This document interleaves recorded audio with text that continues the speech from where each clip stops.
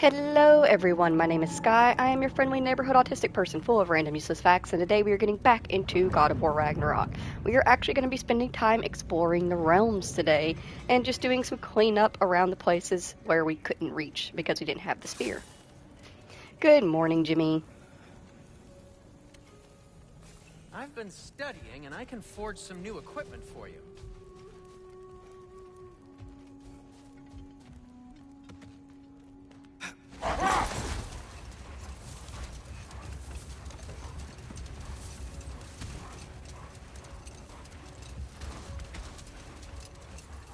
Now that I've spent time in Asgard, it's strange to imagine Magni and Modi there. Sif raised them both, right? She seems like a good mom. Maybe a little overprotective. A good mother? Not the Sif I knew.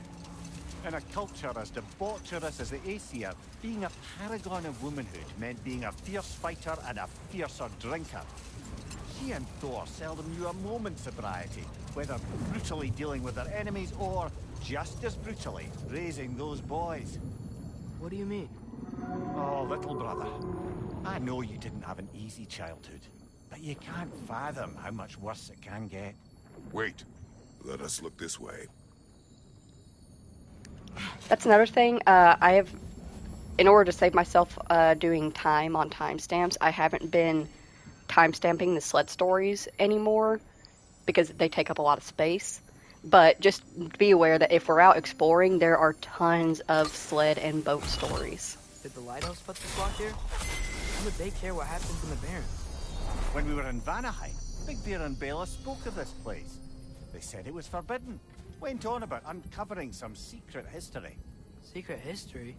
Sounds like your kind of adventure. Aye, that's what I said. Another storm awaits. Yeah, but at least now we know how to end it.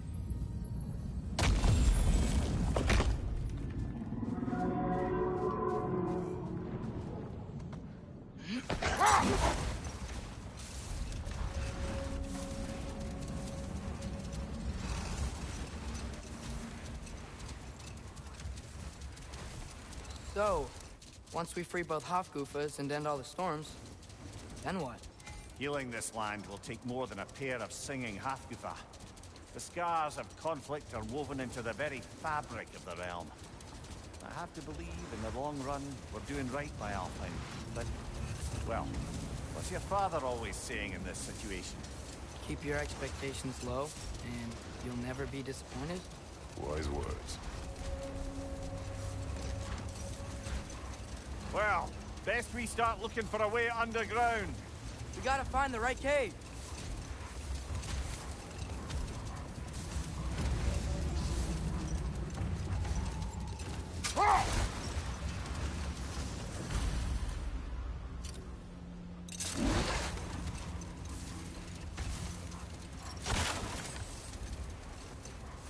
There!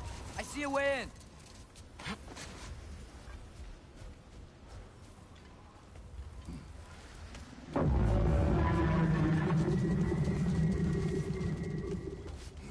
I wasn't sure before, but I'm glad we're doing this. This sandstorm just feels wrong for Alfheim. Aye. Hearing the Song of the Sands again is a rare privilege, even if it's only a solo act. Not once we free this other Hofgufa. It'll be a duet.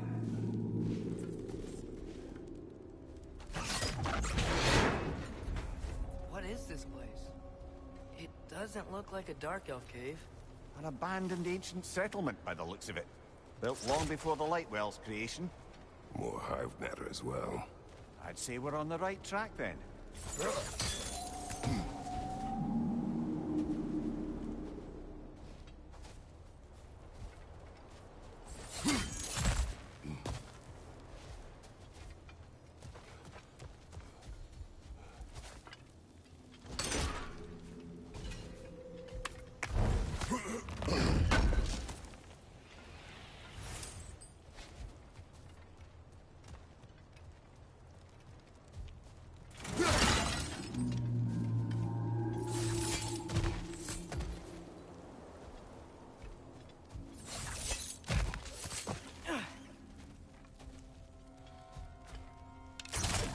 Ew.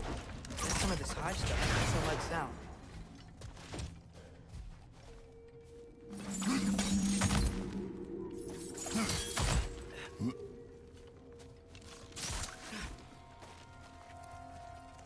Mimir, the last time we were in Alfheim, this hive stuff was all over the realm. It looked unnatural. Like it was choking the life out of everything. Even the light itself. It looked that way because you're not from this realm, lad. To the Dark Elves, a hive is more natural than that faultless, lily-white column in the center of the well. Just look at how old some of these surfaces are. Far older than the Lightwell, or even our trapped half-skipper for that matter. You have a point. I'd like to believe I always do.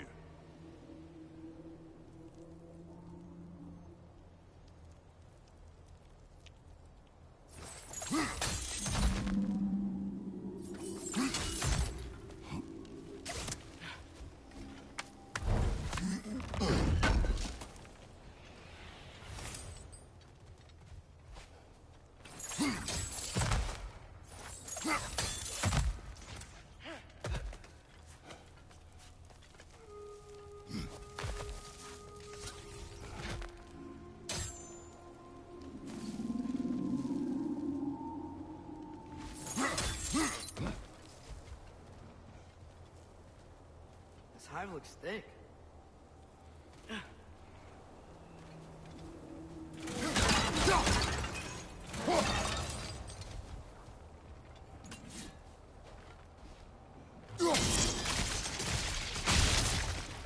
not sure why that works, but I'm glad it does.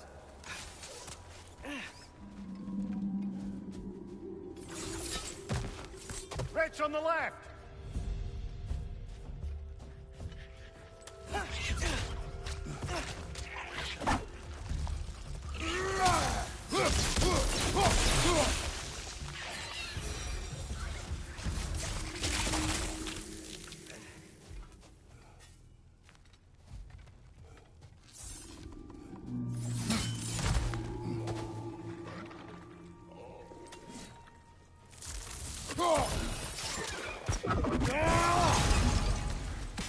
Behind you! Look out!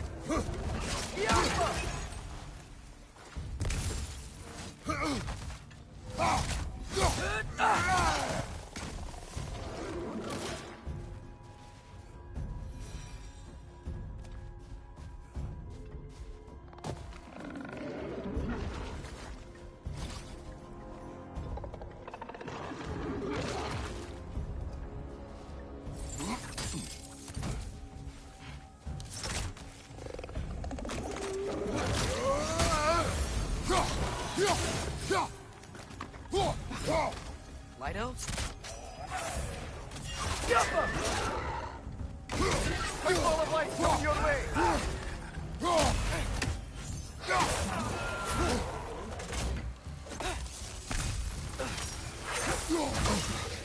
Behind you! Look out!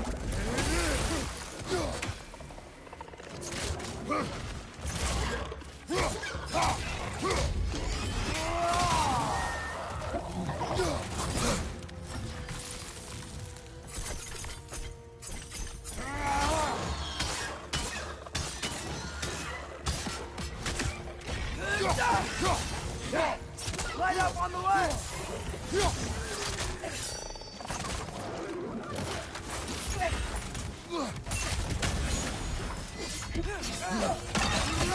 Right, from above!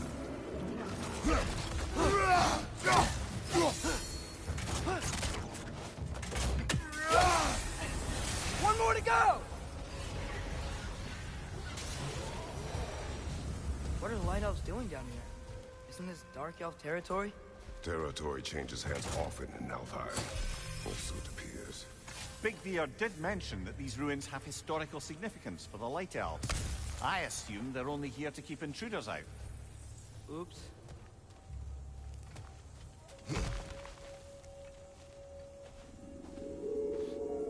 I suspect the corpse below would disagree. Sacrifice.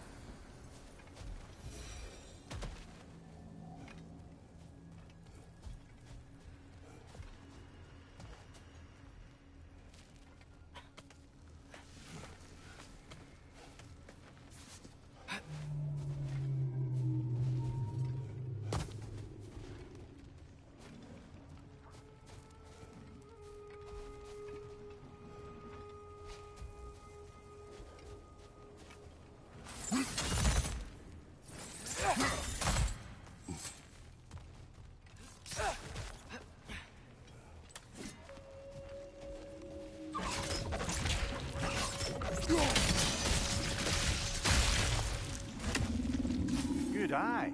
Let's continue, shall we?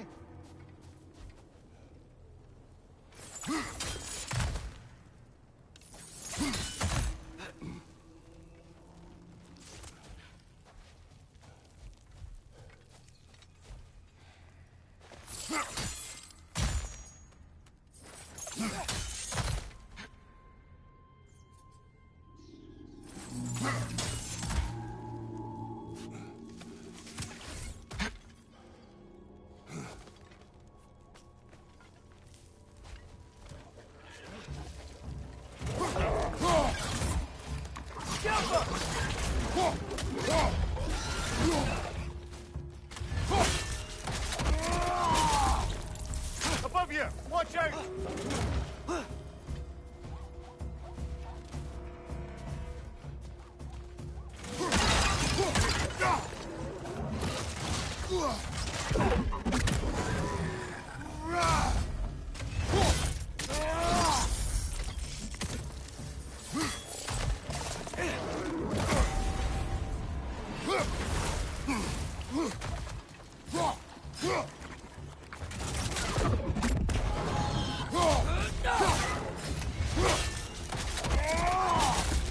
Light up on the left!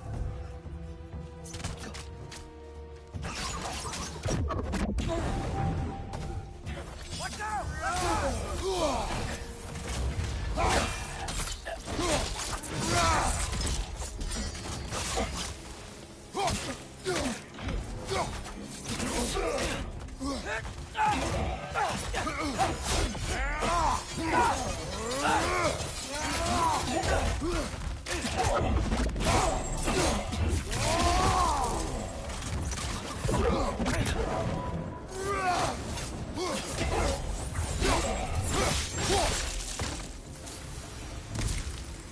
So with two Hofgoofers free, are they gonna be able to, make more? Almost certainly. A bittersweet spectacle, considering the cost. The cost. Aye. The adult's light fades as they pass it on to their offspring. Hold on. Are you saying they have to die to have kids? They don't have to, but the more light they give, the higher the chance of their offspring's survival. Damn. That's... wow. It is what parents do. Really? All parents are supposed to die for their children? It is what I would do.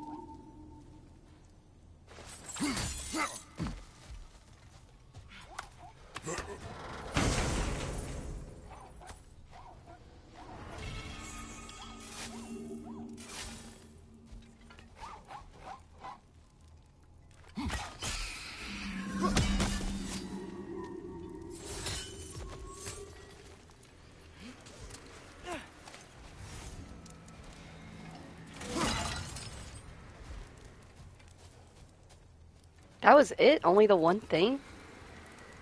Huh. Oh well.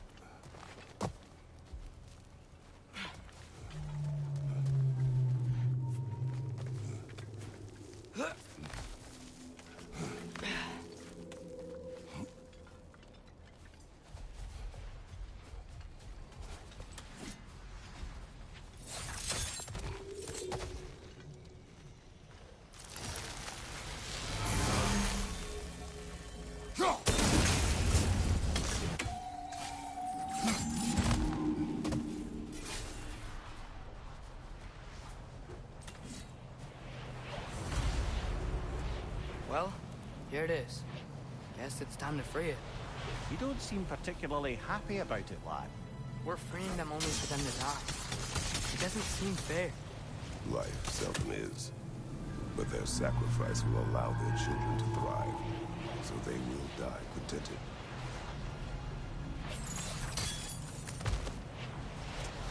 I hadn't thought about it like that. If I were one of the children, I wouldn't want them to. I know, son. But it is the only choice they can make.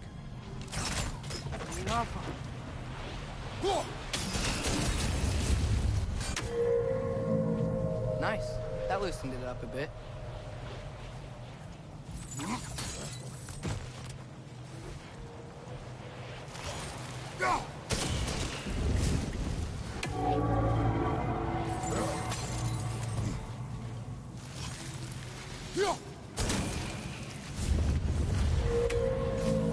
Okay. Guess that's all we can do from down here. Aye. Back to the surface then.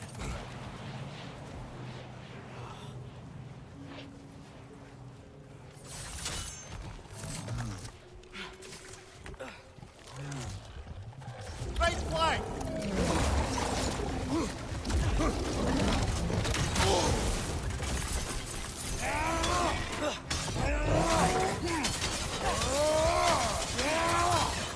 Right side! Incoming!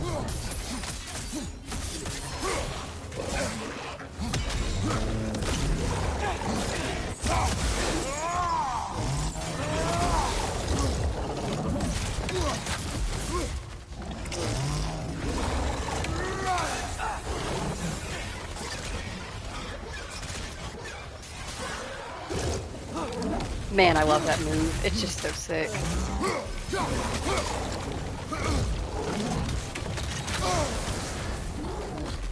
on fire! But you probably already know that. Jeez, why are you so fucking aggressive?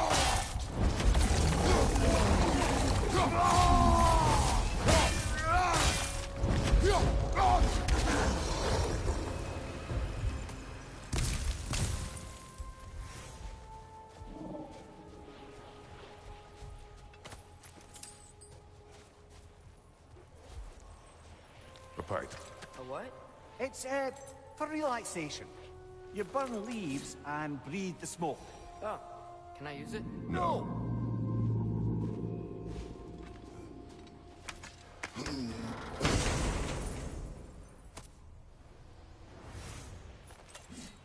I have a munchkin man. He's so soft and so cute. And I love him so. Hi. Are you gonna get comfy or are you just gonna be an annoyance?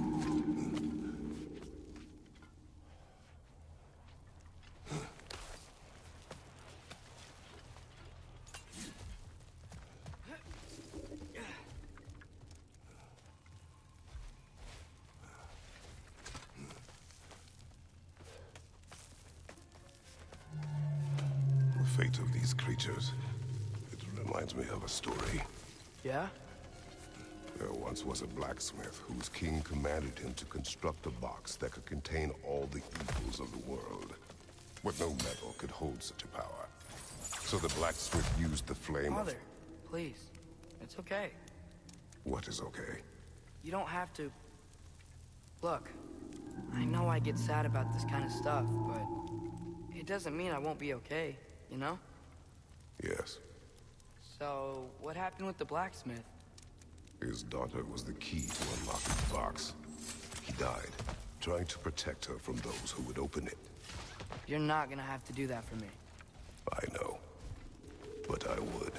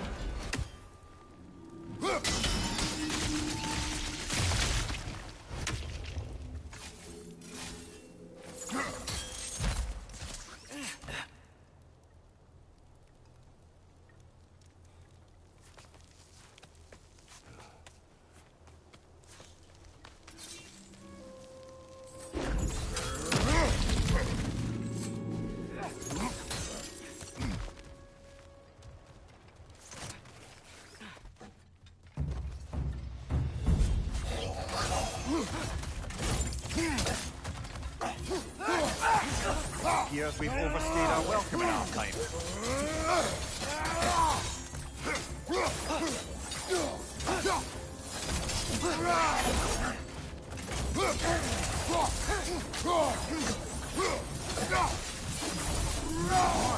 Let's go cut it free.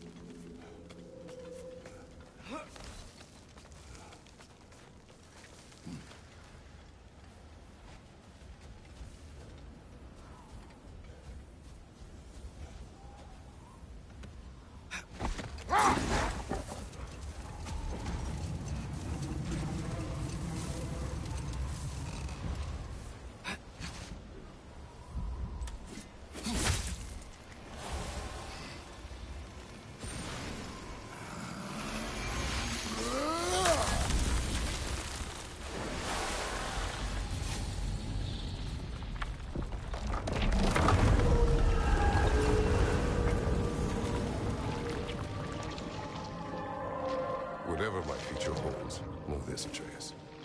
I will always do what is best for your future. Even these two understand that there is little choice for a parent. So, are they? This one's all yours, brother. You know what? Never mind.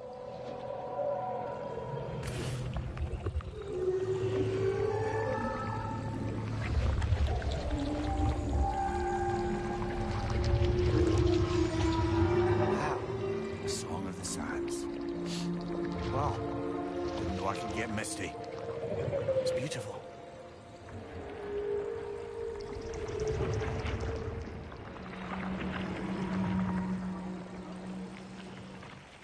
Thanks, Father, for doing all this. I know it doesn't solve everything, but it feels like we helped.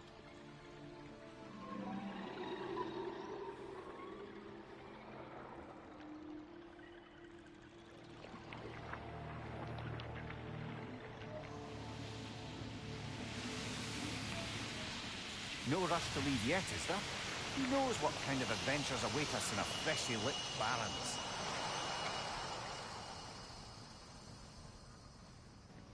It's unfortunate that they disappear, if only for the fact of, like, when I first did this game, I had the mentality of like two Hafkafas flying around the over Alfheim, like how beautiful that would have been, because just having the one was so cool.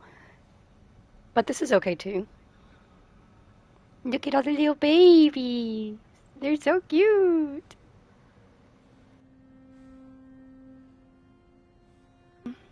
Now instead of two, we'll have many. So I guess it's okay.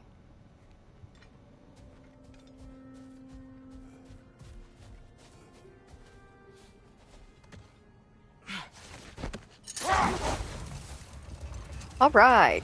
Now that we have taken away the storm, we can properly see and therefore explore. Well, that's a big statue. Kind of hard to ignore.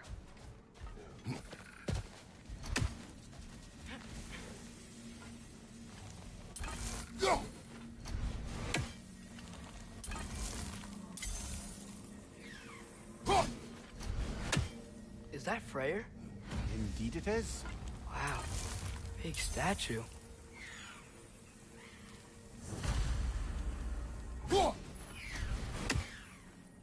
Shoot, just barely off. It's so hard when they fly in figure eights like this.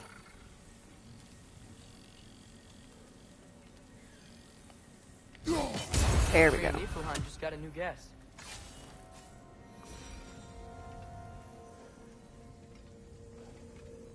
That's odd. The runes are dark. Why would the elves build a giant statue of Freyr? Didn't they just go back to fighting each other after he left? Difficult to say without an inscription. But it looks like the elves built this place together, light and dark. Which means this would have been their first act of cooperation in generations. A far cry from lasting peace, but perhaps it served as a monument. One that symbolizes the potential for peace.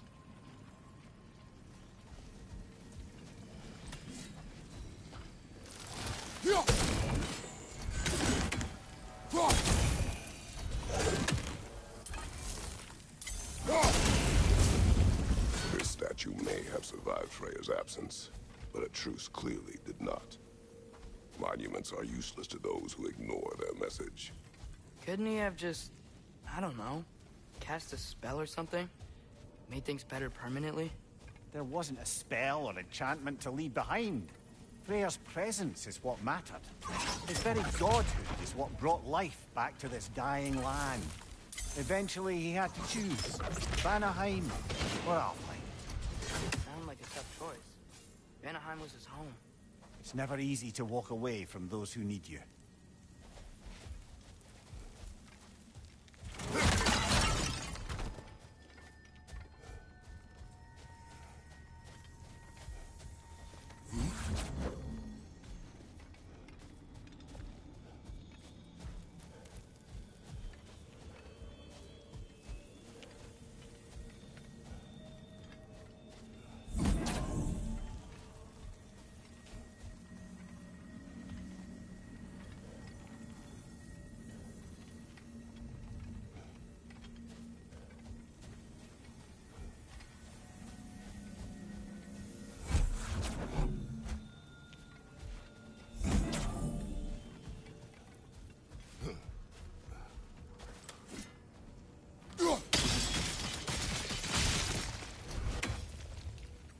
Monuments are useless.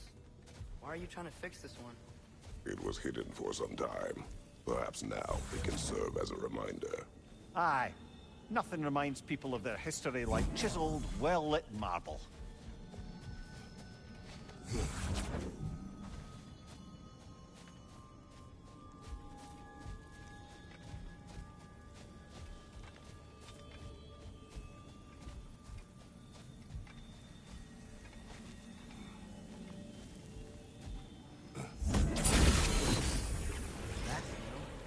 There's already light inside these crystals. You're right. Normally we'd have to provide our own. Perhaps slotting a crystal on the opposite side could shed some light on this mystery. I knew you were gonna say that.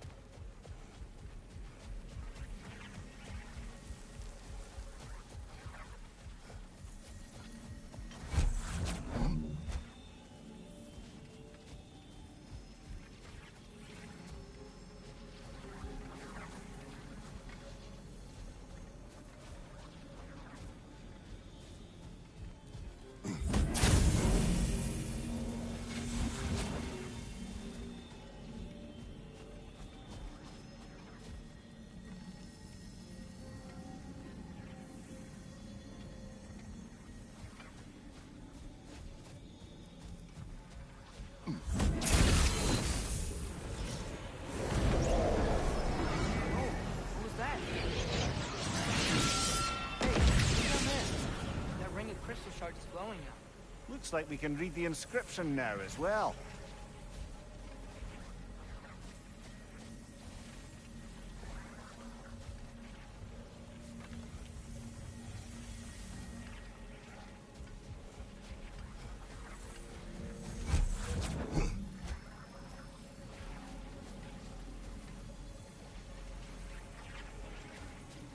And at least Kratos gets a nice little workout. carrying crystals back and forth. Fuck you, Mimir, for that pun. Gotta give it to Mimir, though. He's clever.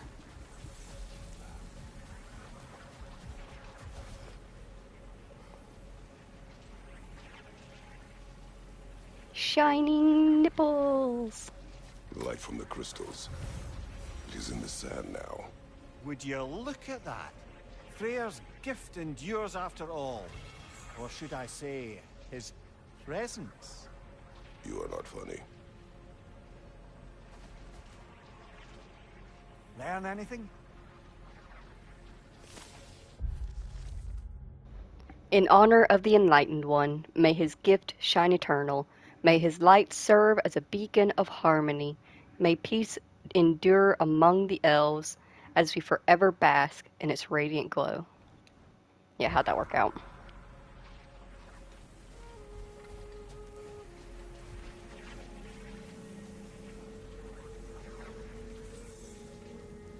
Father, do you think there will ever be peace in Alfheim?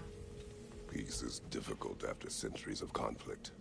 It must be found in its own time, from within. It cannot be forced. But Mom helped you find peace, right?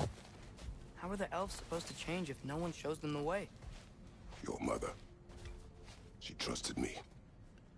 Gave me the space to find my own way. But you are right, Atreus. She was my guide. Our actions in Alfheim may not bring peace. But by ending the storm and bringing light back to this land, perhaps we have planted the seeds. Couldn't have said it better myself. Sounds like I'm rubbing off on you, brother. It is possible.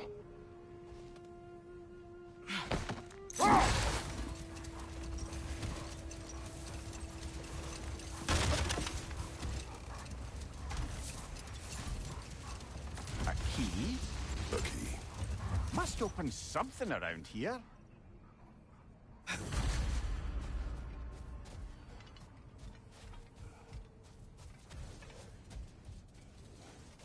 Flower, over here.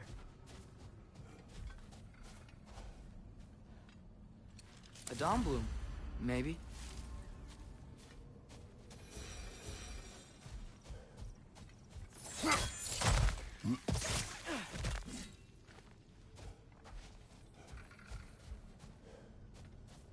I see you back there hiding behind the troll.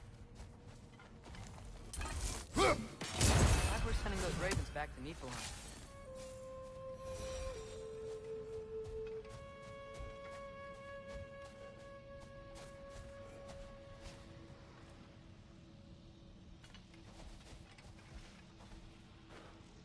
Yet another sleeping beast. The handiwork of Alvis Stonefoot.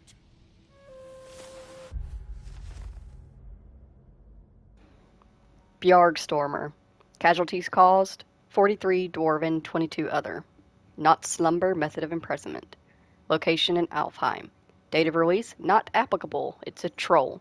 Rehabilitation isn't possible. Feel free to use a rousing relic if you're desperate to get your skull caved in. Imprisonment overseen by Alvis Stonefoot Svartalfheim, otherwise known as he who is running out of patience for writing these reports.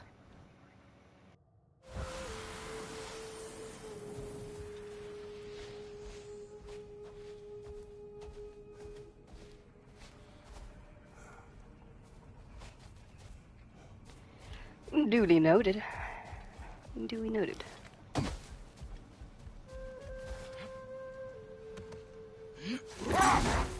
A net, lungs. No, that's rubbish. What? Brock's bloody riddle. What gets bigger the more you take away? I can't let that blue twat beat me. If you are this upset, he already has.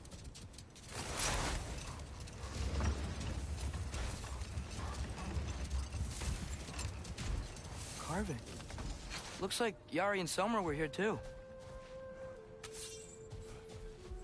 Another ingredient around here, brother. Help them!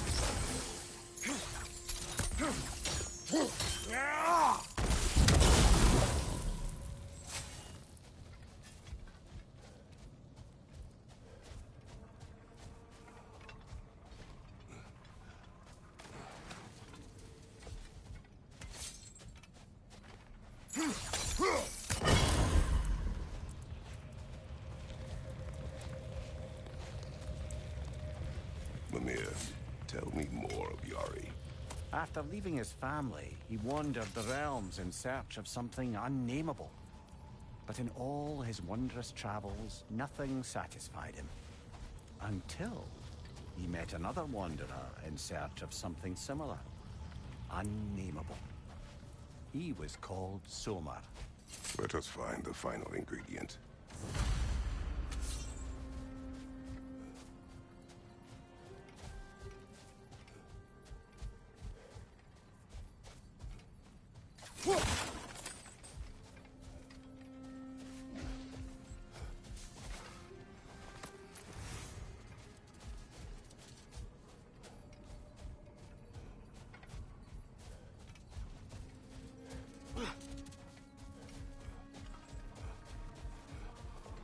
So frustrating looking for these things. I guess one of those things where they're going to be within a walkable distance of the chest. But technically, from here all the way to the other side of the desert is walkable distance. There it is.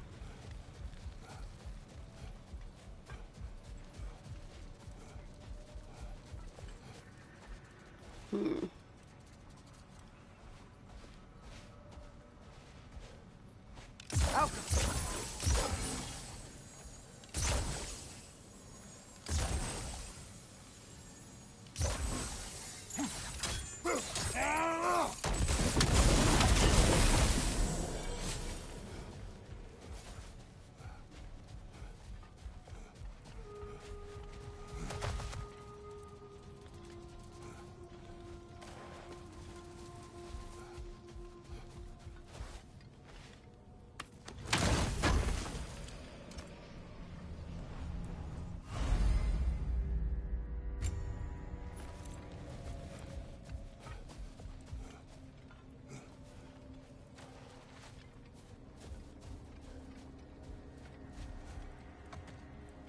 Amir, you can yell at me if you want.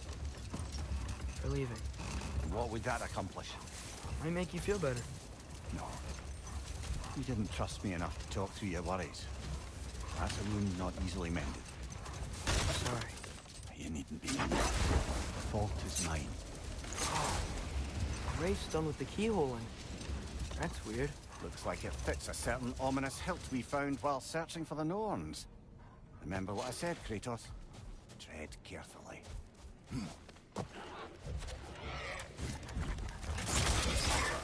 Switching arrows!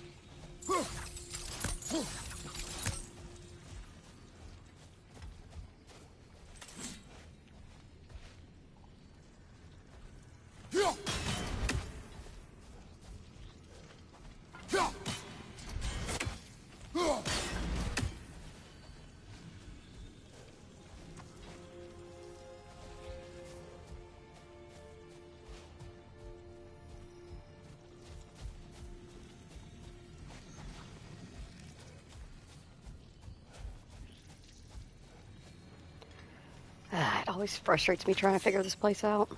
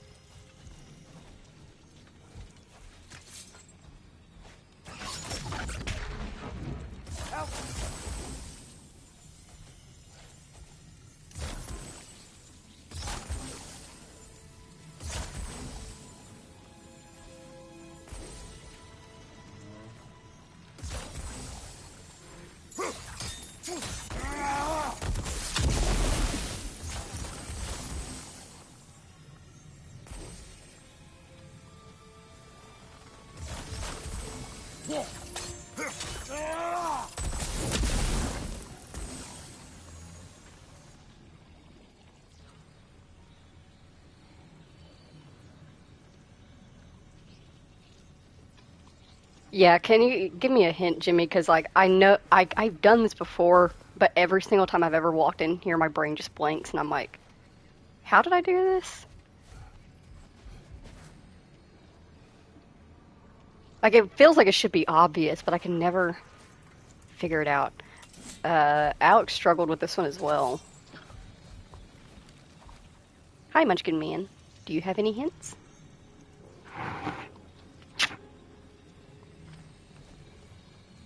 Because this doesn't seem to stretch far enough. Maybe if I put it closer to the edge.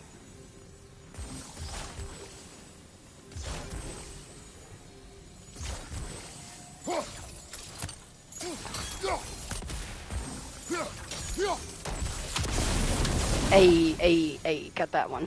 Fuck yeah. Now I just gotta figure out the angle and everything.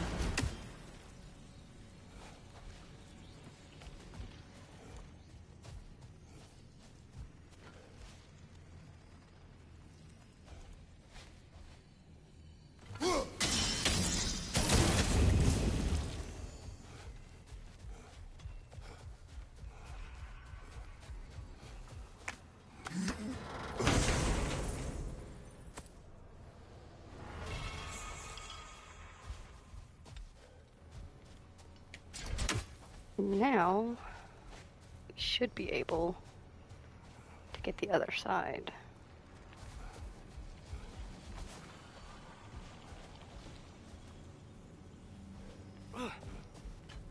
Somehow.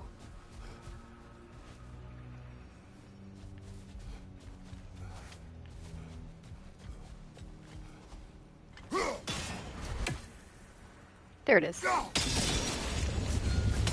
Nice. Thank you, Jimmy, and Munchkin Man, even though he didn't really help any. He just used me as a leeway to cross between point A and point B. Which is very rude.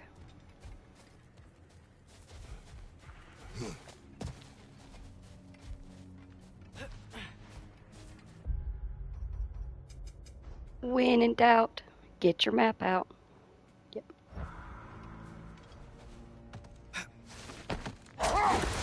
Hey, Mimir, do you ever notice Thor talk to his hammer? Oh, still doing that, is he? Yeah. Is he, like, charming the steel or casting a spell or something? No, just a weird bloke. Is it weird to talk to your weapons? I talk to my knife all the time. Another key, eh? Sooner or later, we're gonna have to find a lock to put them in. Like, your weapon is supposed to be your extension of you.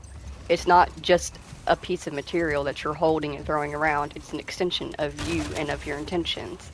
Makes sense to talk to it, name it, all that kind of stuff. Hell, even when they visited, Thor actually made sure that Mjolnir got a little bit of mead to drink. And if you watched very closely, you could see that the mead absorbed into Mjolnir. So it's as alive as he is. It's an extension of him. That's a weird place for a lighthouse statue, isn't it? Aye. Fair bet this is the sanctum Big Deer spoke of in Van Eyck.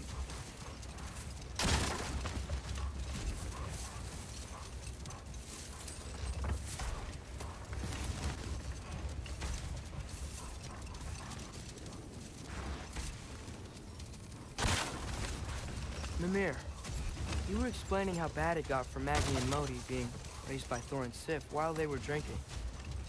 I want to understand. Well, imagine learning discipline by having thrashed into you time and again. That was Thor's approach, the same one Odin used on him. A poisonous notion of manhood passed down through generations. A grim inheritance, leaving all of them the poorer. Well, Sif doesn't drink anymore. Neither of them do. I am quietly flabbergasted to hear it. I get the sense it's more recent for him, but I know he loves his daughter. I expect that's the explanation. Sif goes straight and hopes that raising a good daughter will redeem their past failures. Thor struggles. Maybe she gives him an ultimatum after some breaking point or other. Like what he did to Modi, that night he found us. Oh, that's a deft guess, lad. And if that ultimatum worked, well, good for them. Truly.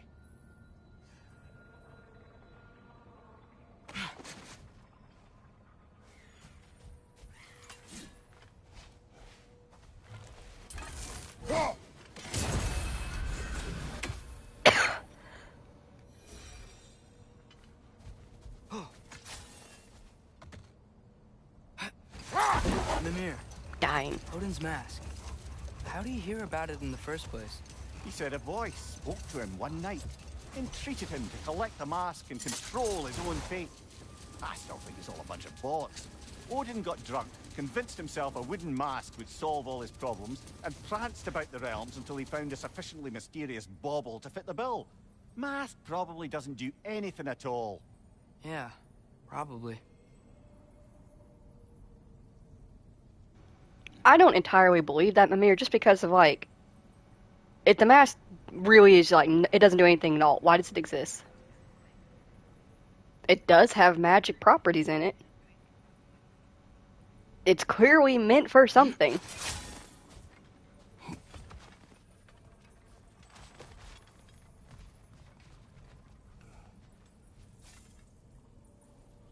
Ah, it's been 84 years. Ah, another of Kvasir's poems.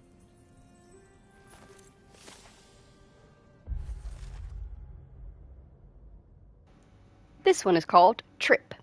Alone yet together, close yet apart, our long scarves a tether, cooperation and art. Speak without a word, quest through the land, glide like a bird, draw names in the sand. This one is after the game Dreams, if I believe correctly. Yes. No? Journey. That's what it is. Trip is inspired by Journey. Hell yeah. Only 4 more poems to go.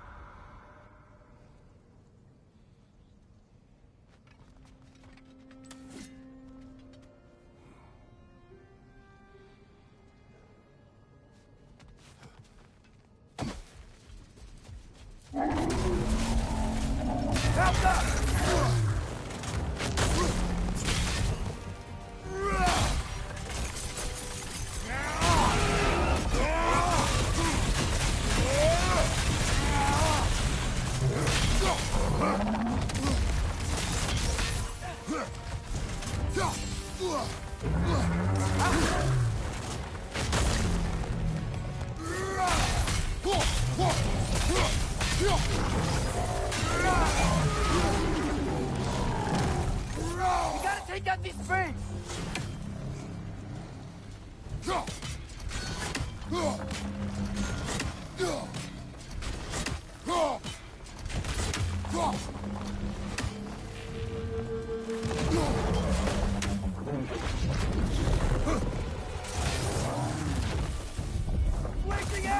Alright, buddy, I need you to come this way for me. There we go. That way I can be nice and close to your other thing.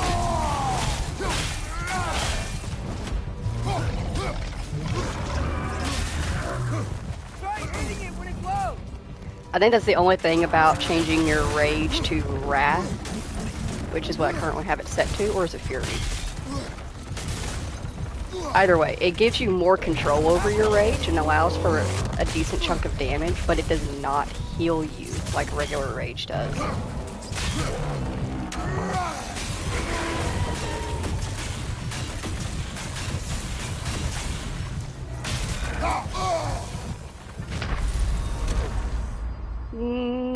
Give me up, boy. It's fine.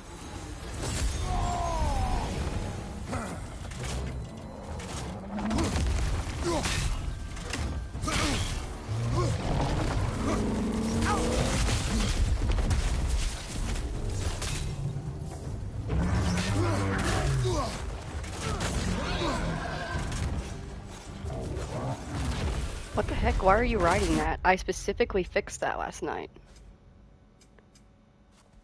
Like, I remember going into his thing and fixing that. Yeah, it's supposed to be this. Why will it not equip?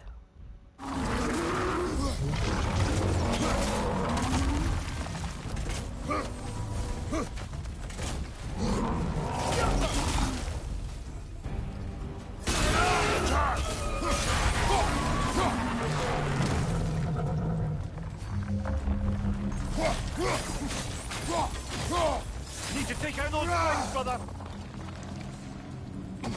Alright, let's find where the other one is. It's over here.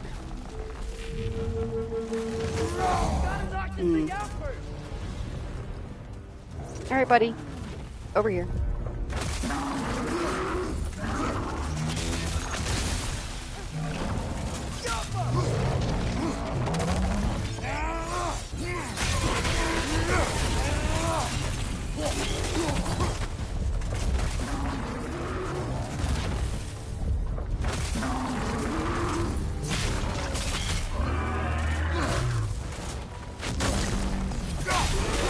We stunned it!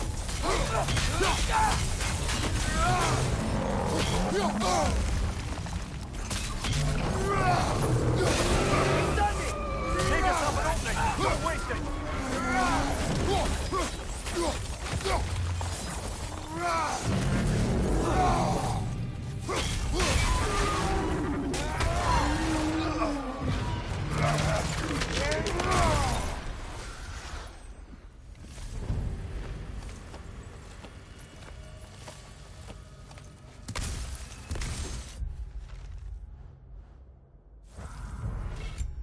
Alright, boy. Why isn't your thing set up the way it's supposed to be?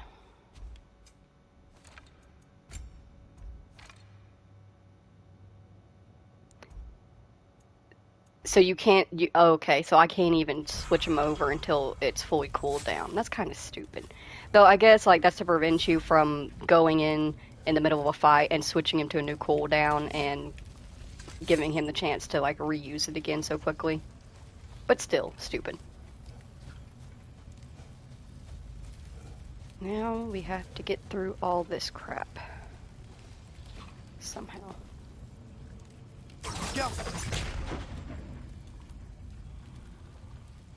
I use Vitality. Yeah, I tried doing the Vitality style for a while, and it just pissed me off.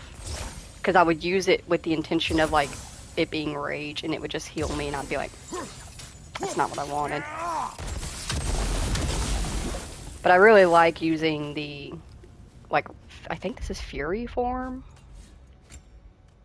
Okay, this is Wrath form. Fury is the usual rage, and then there's Valor, which gives you health. Like, I like using the Wrath because it allows you to keep better control of your rage, but it doesn't heal you the way the other one does, which is unfortunate. Alright, now I think we gotta go up here.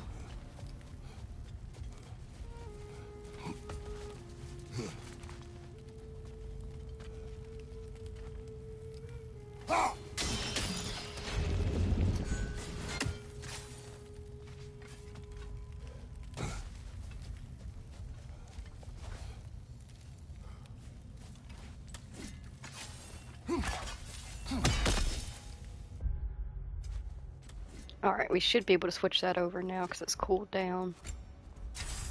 There we go.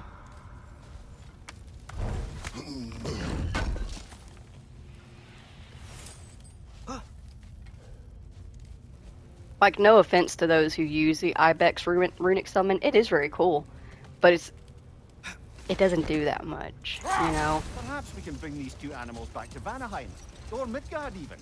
Specky and Svanna could use the company. We have kennels. I don't know. They feel pretty happy here. Alfheim is their home. I suppose you're right. It just seems lonely out here. It is peaceful. They have each other. It is enough. They're good little Gulons. I think they're nice and chill out here. And, let's be honest, they fit Alfheim way better. They got the perfect coloration for it.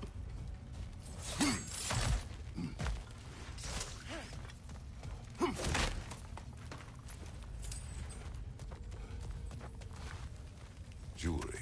Oh? Put it on one of my horns. Let's see if I can pull it off. No.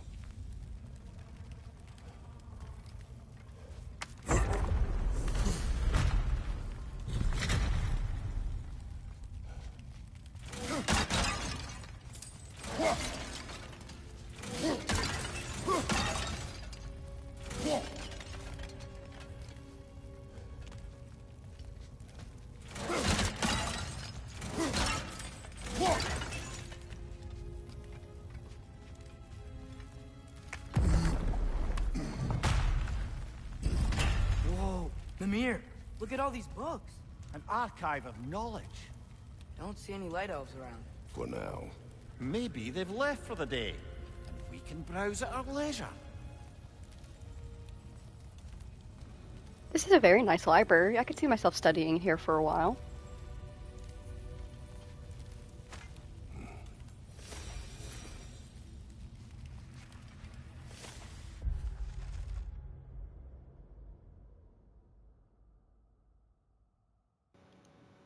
This evening, I find myself musing on the scent of a book.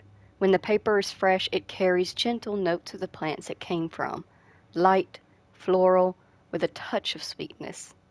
As time passes, the pages age. They take on their brittle tan. A tear forms from any force stronger than the softest of touches. The scent hardens, crisp at the beginning, moving into the earthy musk left behind from dust, desert air, and insect feasts. To these ephemera, nearly as impermanent as ourselves, do we entrust the collective knowledge of our elven histories? Is this venture foolish? I concede the fleeting nature of existence, be it of flesh or scroll. Yet I would not trade the pleasure of putting ink to page for all the treasures of Alfheim. The console. I'm right there with you, console. The smell of books, nothing better. Especially a brand new book.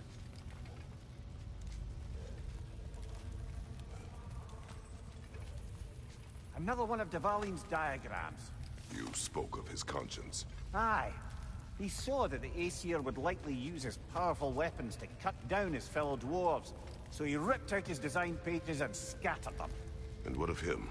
Well, the All-Father found out. He wasn't terribly pleased. These runes.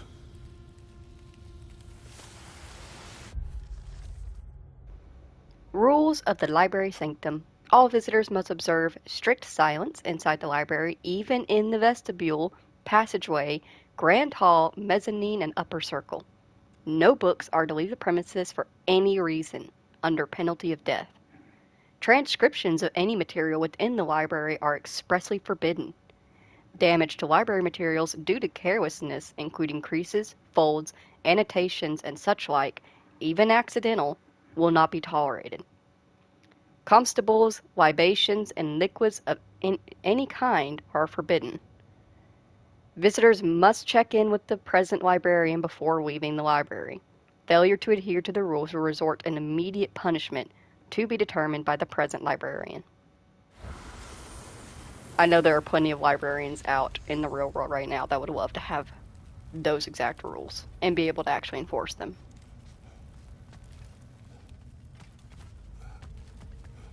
These texts alone are not enough to end the Elven War.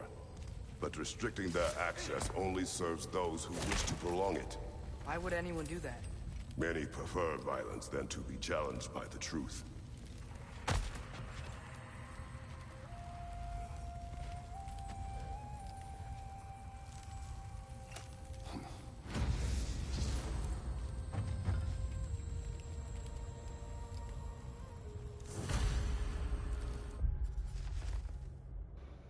There are those who built this tower who gave everything they had to complete it. And where did it put them? In the ground. I was almost one of them. Never again. I weave this treasure in hopes that whoever needs it may find it, and in doing so is reminded of their own worth. No tower, no matter how great, is worth one's life. That looks like the ruined tower that's just across the way.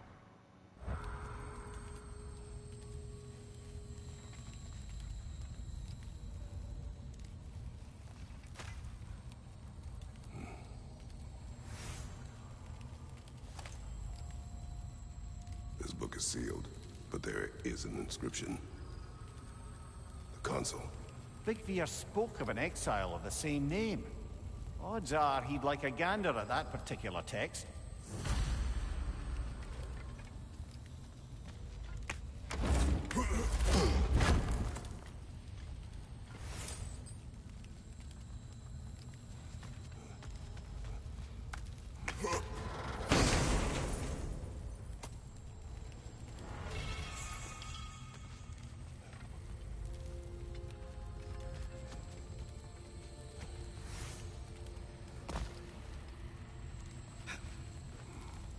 Looks like the ancient elves wrote a lot.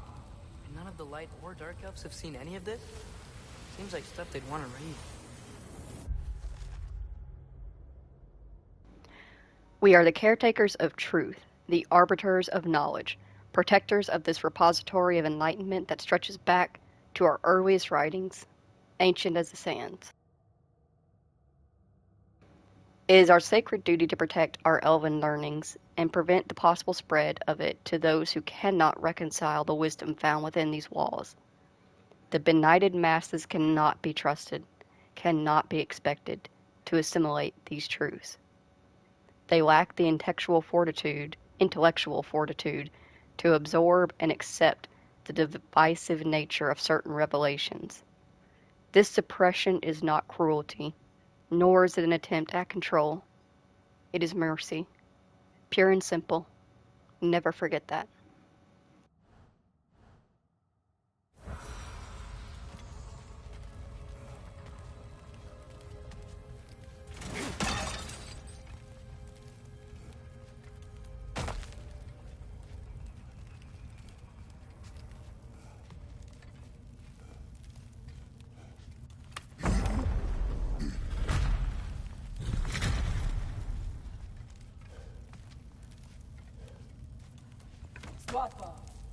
Ah, it appears the librarian would like a word. Lata Frambog. Sounds like she wants that journal back. No.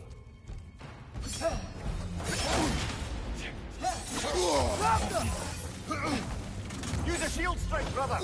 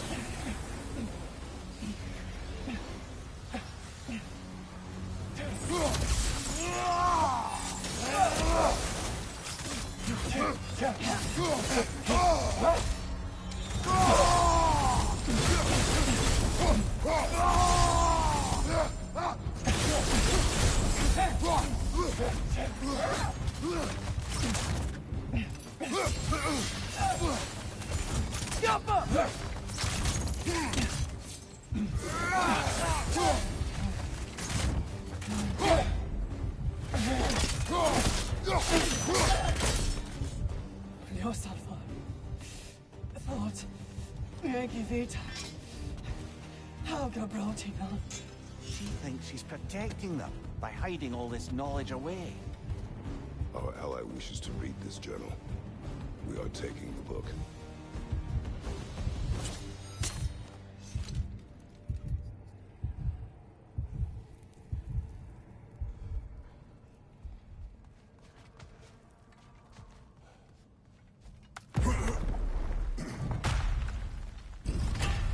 Gotta admit, didn't think it was gonna end that way. Last we traveled here, when the Dark Elf King attacked us, the ramifications were dire for his people. We will not make the same mistake twice.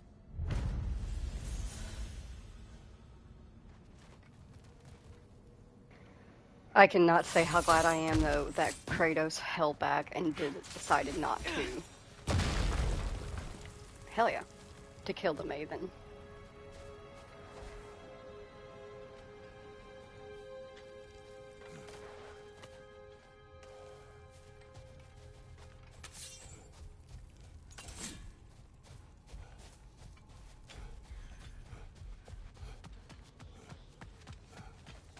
These are light elf graves. Oh, man. They killed their own to protect their secrets. That's harsh. It is their way. But perhaps with the Consul's journal, Bigvir can teach them otherwise.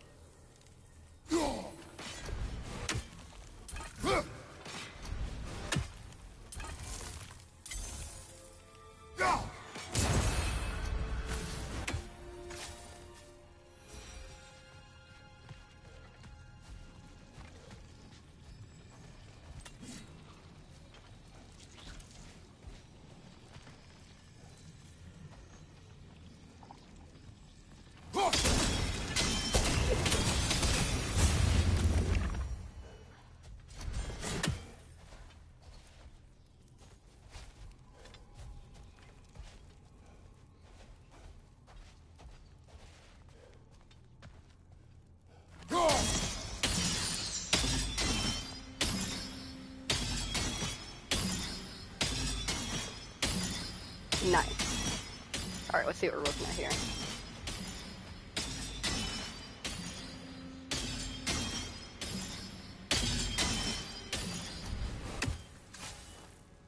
Boy. Alka!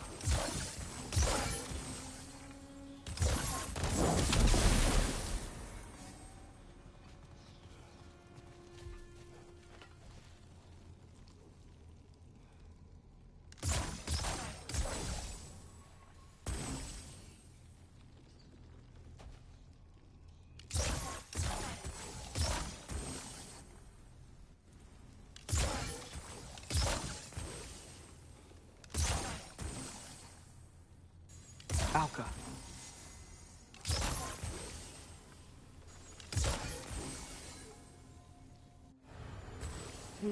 Didn't get it quite close enough. Oh, oh, oh. Never mind, activated. That shit. Fuck yeah. Okay.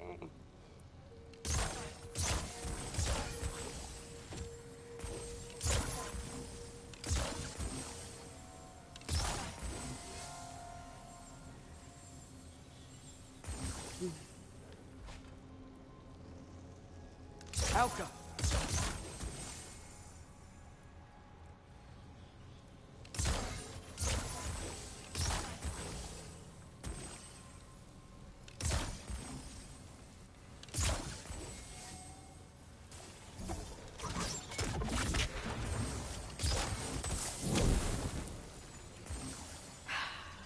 This one's frustrating.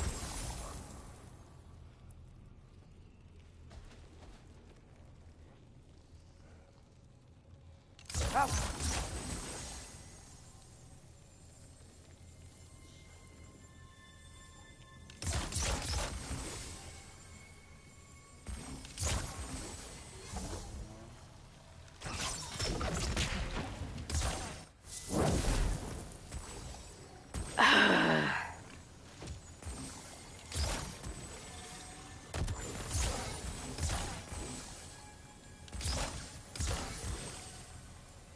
Alka!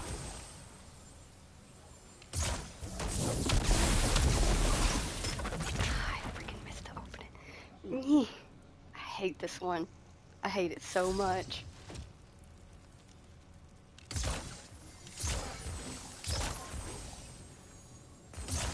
It always frustrates the hell out of me.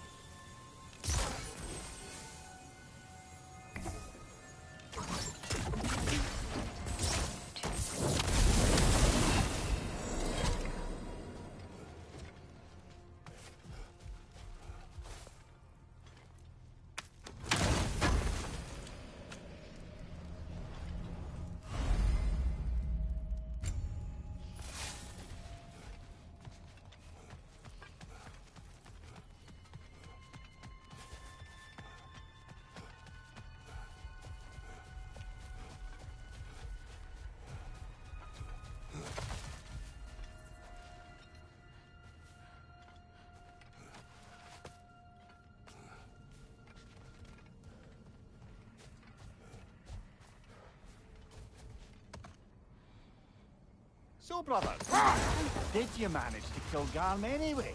We killed him a few times, actually, but it didn't take. And I figured maybe the way to stop a soulless beast was to give it a soul. So I gave it the one I had on me. I beg your pardon? Fenrir, remember the light Father saw? The accidental magic I did when Fenrir died? That was part of Fenrir's soul going into my knife. Once I figured that out, I just put Fenrir into Garm. Clever one, lad! A gigantic hellbeast with the soul of a loyal pup. Bloody brilliant! I thought the exact same, Amir. It is fucking brilliant.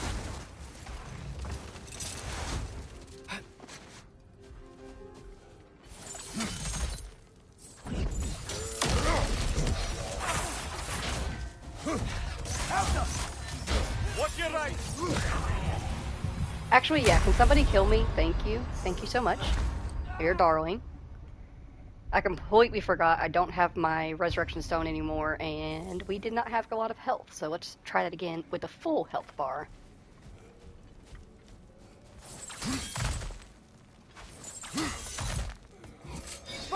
Watch the orb!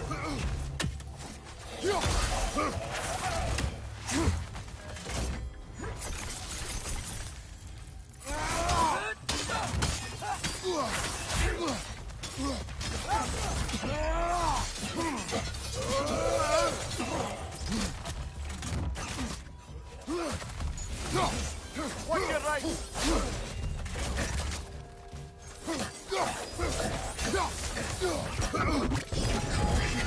Nasty hit! You alright, brother?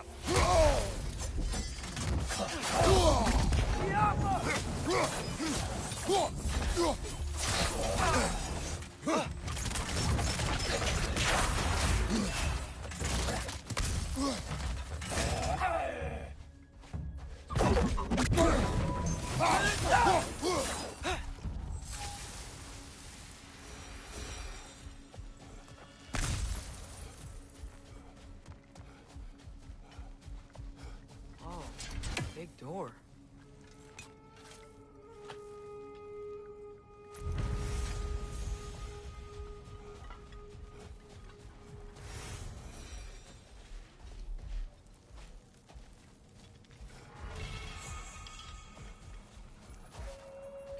A token.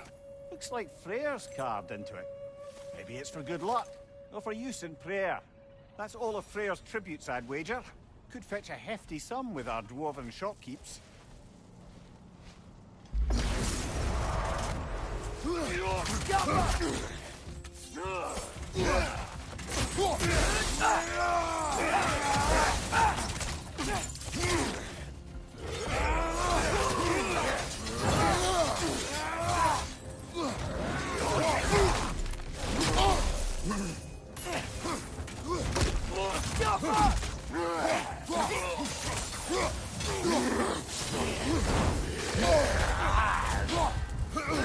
Oh, what the fuck? No! Not cool! Okay, that's not cute. Brother! That's not a fun realm tear.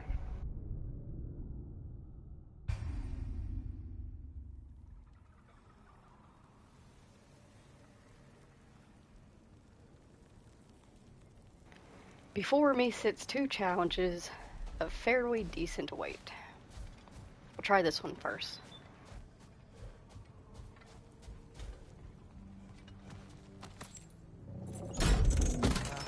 Father? There's something angry back there. Whoa! Is that a drake? Time to move!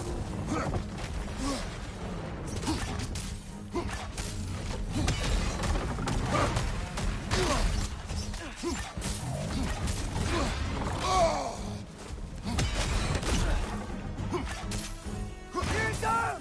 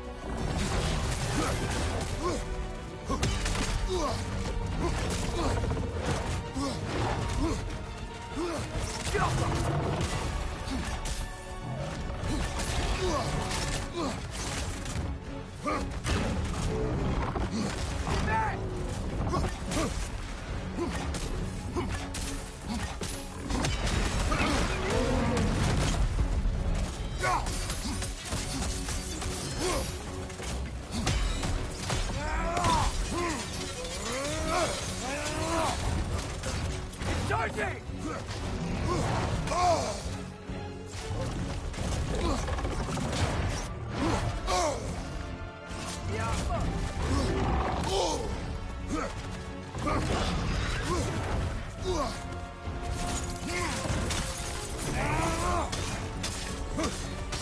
Gale, watch out!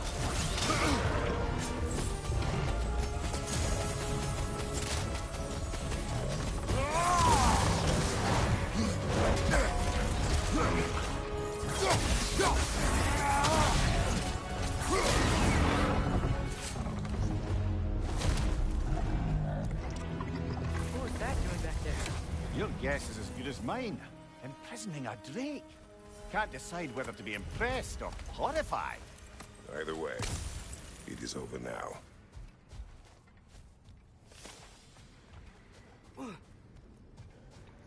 Alright, well we got one strong fight down. Now let's see if we can't do that realm tear. Considering that we have a piece of wrath sitting out here, or rage sitting out here, we'll probably use rage a couple times. That might be helpful. Especially before they turn into hell creatures.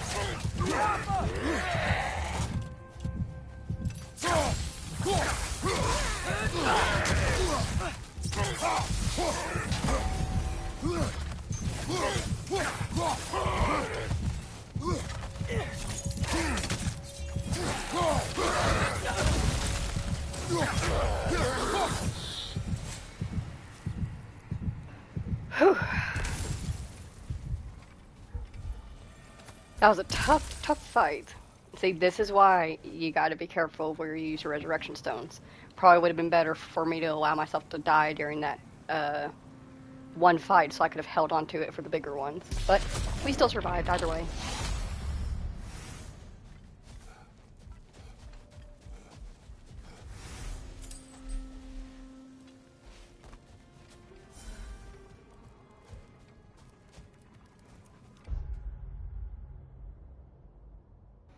Hell yeah, we have finished Alfheim. The undiscovered is the gravestone, which will be done later, as well as over here, the undiscovered is the gravestone and shoot, there's something over here as well that's undiscovered that we can't get to right now, and will be done later.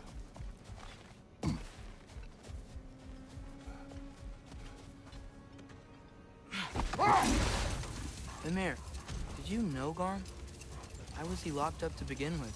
Ah, Hell's feral sentinel. Well, believe it or not, Midgard was once bigger. Until Gar, then just a wee pup, got peckish. He ate Midgard? Only a few mountain ranges. And the 5th season that comes after winter but before spring. And the word for the feeling when you get so hungry, you stop being hungry. You're messing with me. I would never.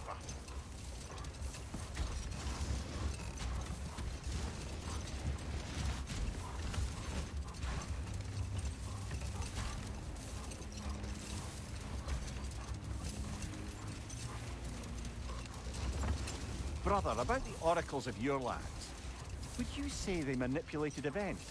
Did they have an agenda? I do not doubt they held their own interests first.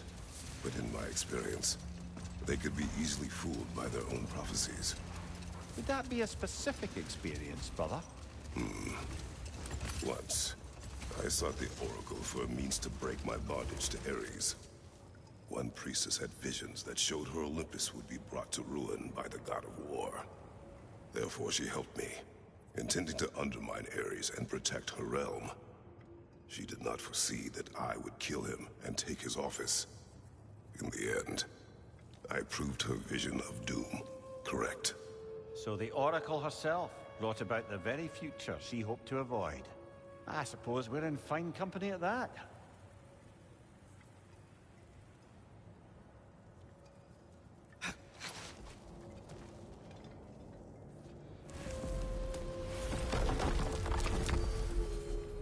All right, let's go and explore Svartalfheim.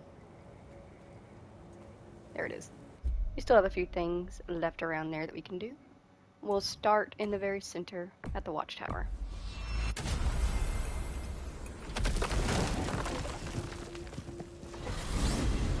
So, Father's new spear, it's made out of a ring? Drop me your eye.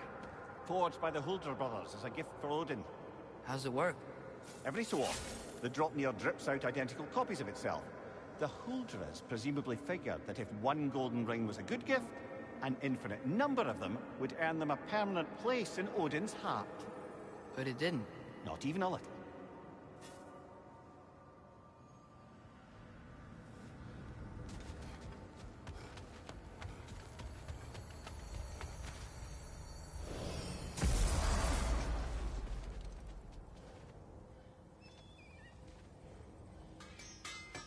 Learn some new item recipes. Hey, Sindri. So, how was Asgard? I had a fight with Heimdall in a huge field of mud. It got everywhere. No wonder you got out of there. I brought some back if you want to see it. Get away from me, you reprobate!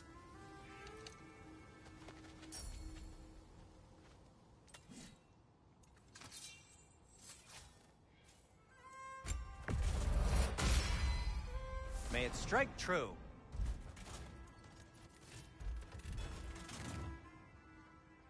Let's see, my boy. Need something?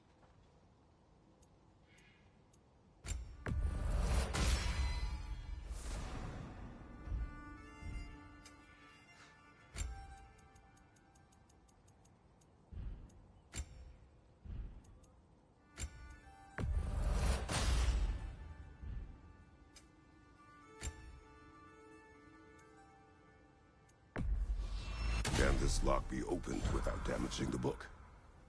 The elves in Freya's camp wish to read it. Oh, a locked book, you say? How mysterious. And an elven lock. Intriguing. If your friends in Vanaheim want it, I'll get it open and pass it along with your regards. They're a lovely couple.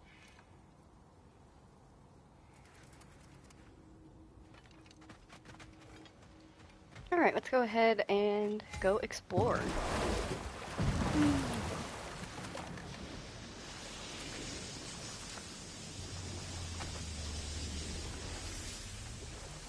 Looks like the Lingbakker's still Mimir, Lingbakkering.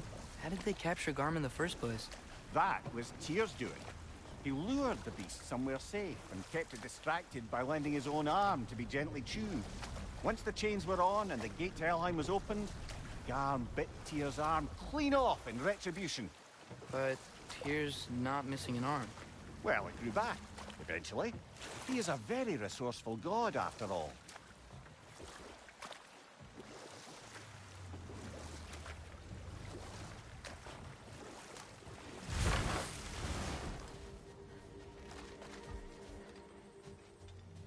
Father, look. We can chisel through this door.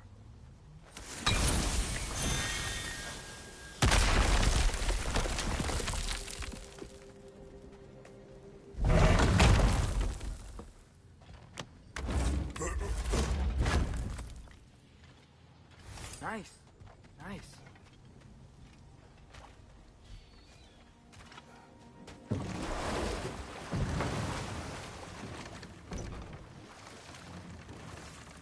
So for those who are not educated in the Norse mythology, the story that Mimir just told, the story of Garm,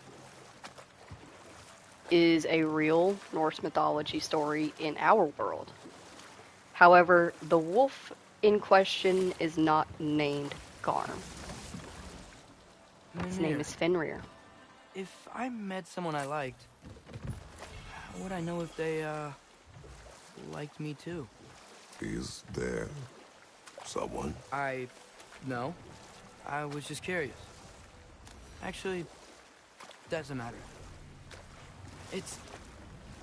Doesn't matter.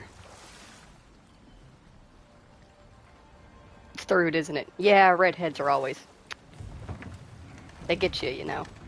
I'm just kidding. I know who he's talking about.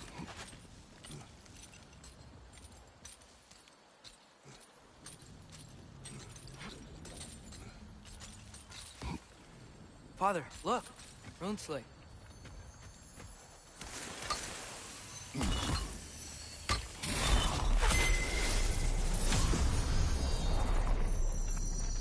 Now we just need to speak the word. Maggie! Look, the gate out there's lower.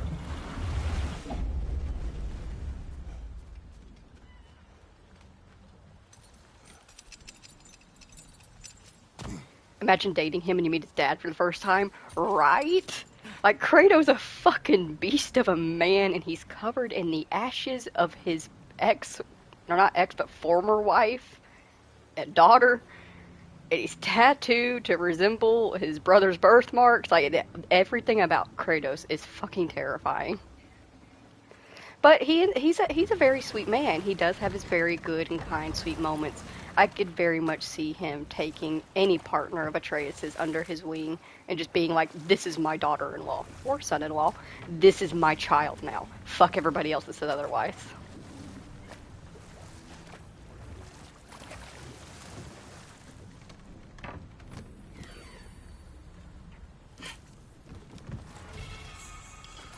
He would just be sharpening his blades and grunt. Yes.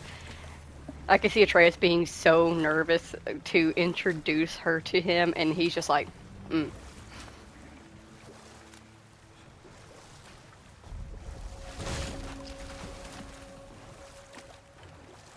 Hello? Huh. Seems abandoned.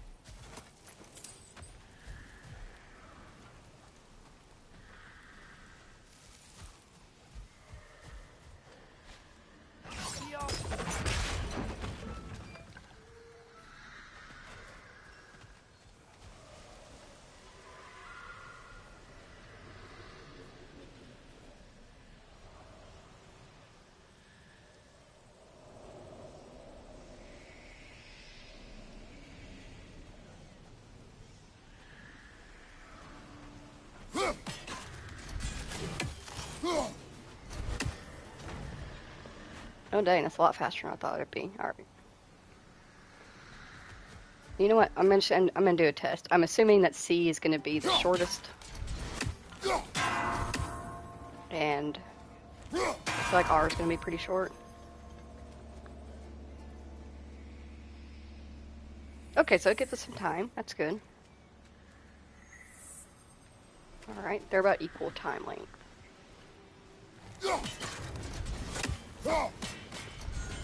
So instead we just gotta make this throw.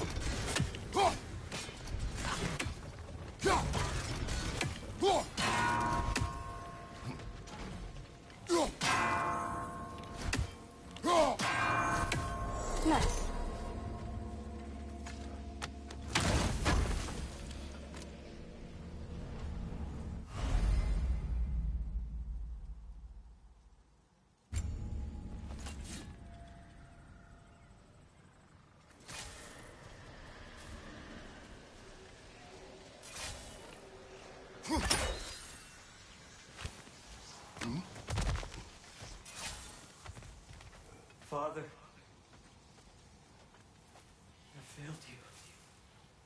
Brother, he must be talking about the spirit we met earlier. We should head back and tell him. Okay, but can we not talk to this guy right here? No. We have to go all the way back and discuss it with that guy and pick up his quest first. Duly noted. Seems like that water wheel should be powered by...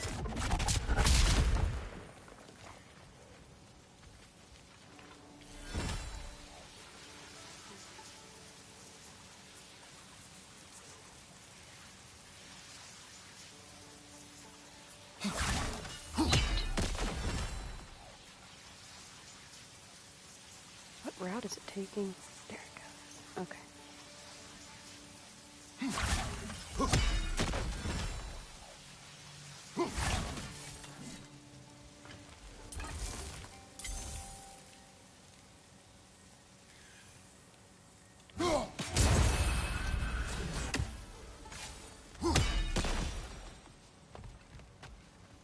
Hey, it looks like there's a geyser under that water wheel. Oh, but it's blocked though.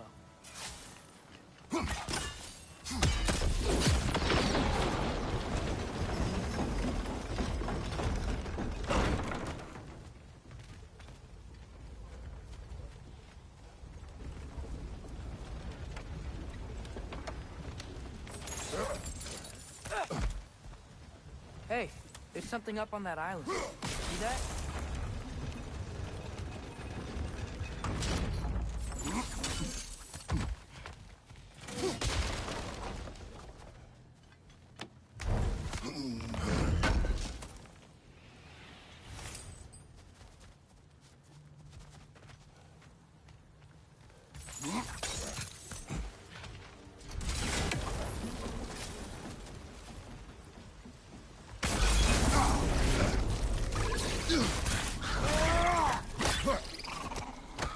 Get in the box.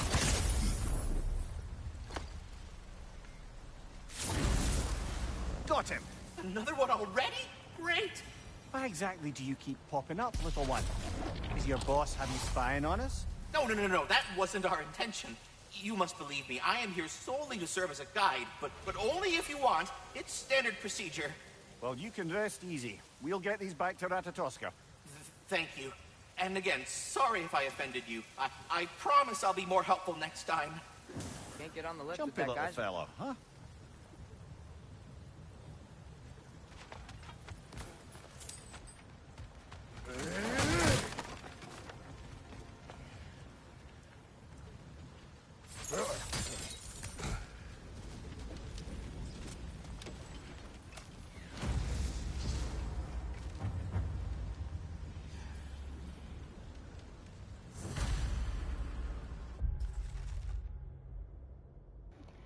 As my mother once said, decay is inevitable, but riches are forever.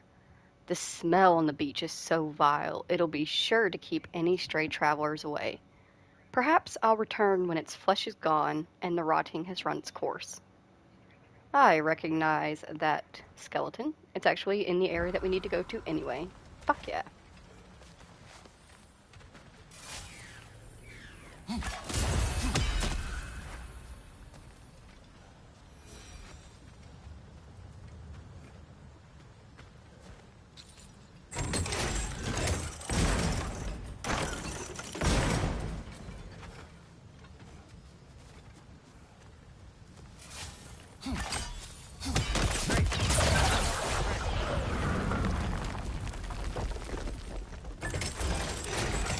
Gate's lowered, but how do we keep it that way?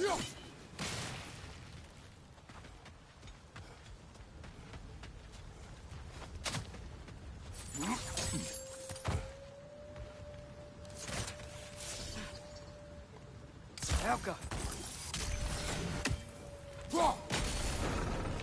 Nice, you got it.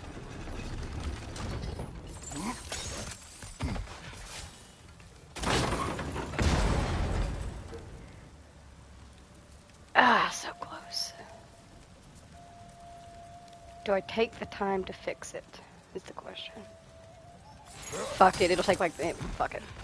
Just go ahead and fix it. Wrong weapon. Wait, I need to reload it.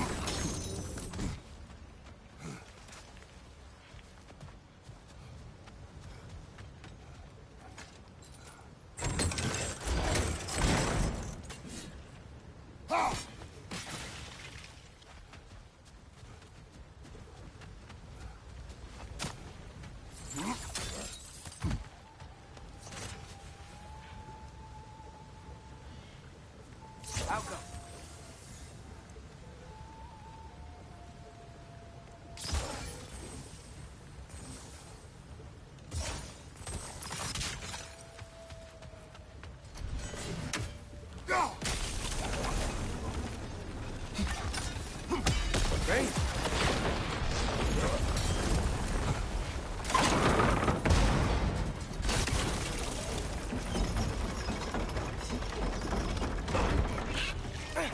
Out the hover! The wee bastard's about to explode!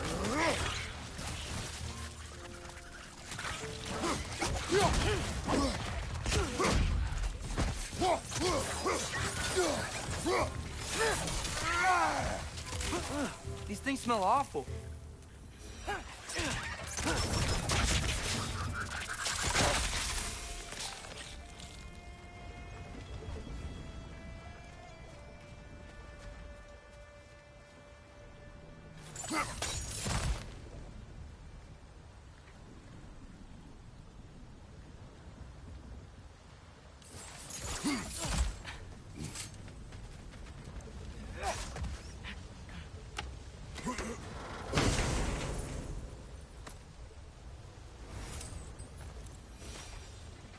Quite the cache here, brother.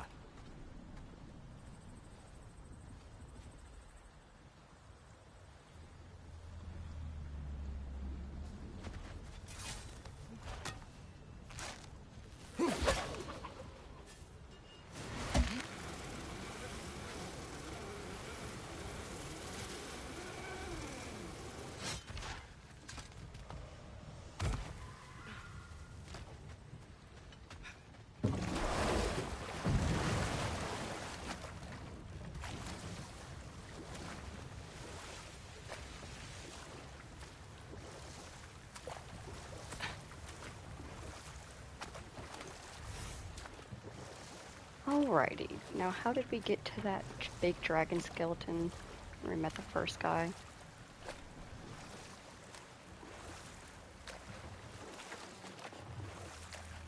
Was it on the opposite side of the Middle Bay Island?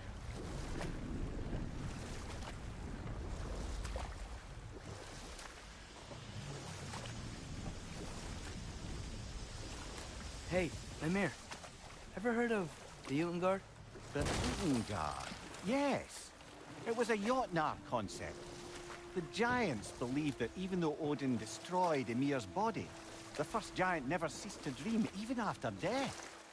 They believed Ymir's dreams would endure forever. I think they found some measure of comfort in the idea, as do I, that though Odin may take your body, he will never have all of you. Why, lad? Where do you see that word? Can't remember. Saw it somewhere once and it stuck with me. It's a good word.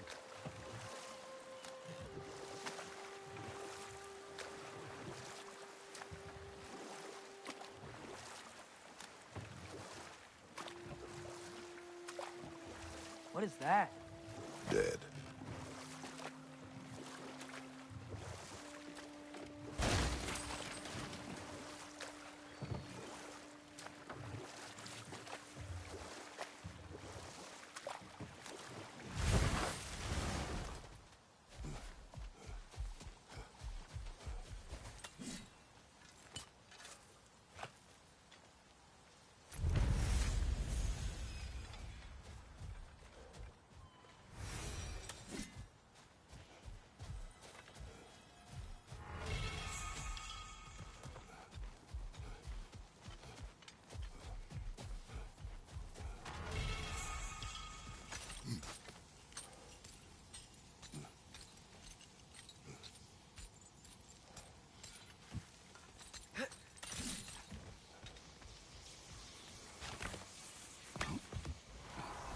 Hello? Please, could you help me? What do you want? Well, to put it simply, treasure. The cache just over there, to be precise. My son and I, we came to these isles to uncover its riches. I feared it was too dangerous, so I came alone, and was, well, seemingly proven right. How can we help? My son, I suspect he went in search of the second half of the treasure. Please find him and tell me his fate. If you require a reward, you may help yourself to the treasure. It doesn't matter to me anymore. We were sailors once. Left Midgard to seek our fortunes elsewhere. We were so close to succeeding. My boy, I'm so sorry.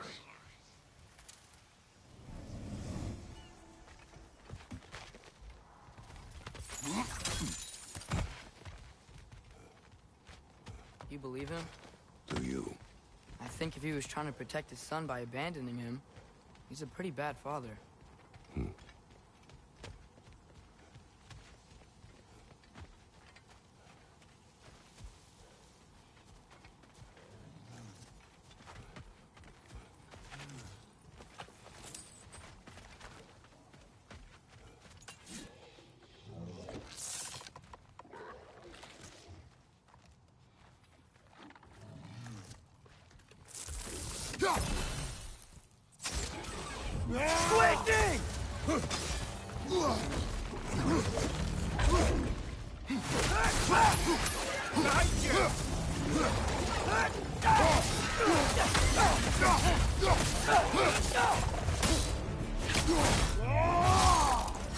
Behind you! Look out!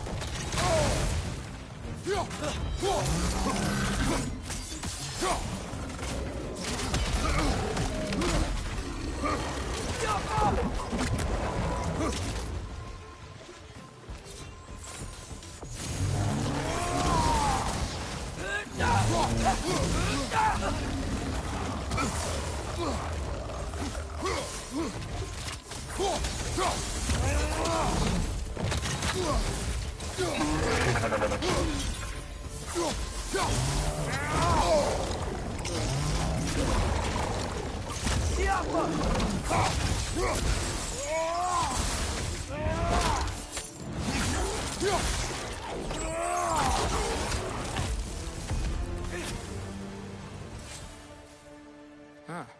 We'll have to clear out this stuff before we can get through.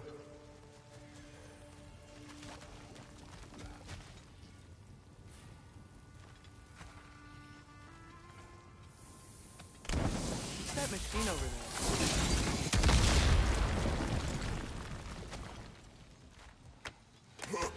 I hear a raven somewhere around here.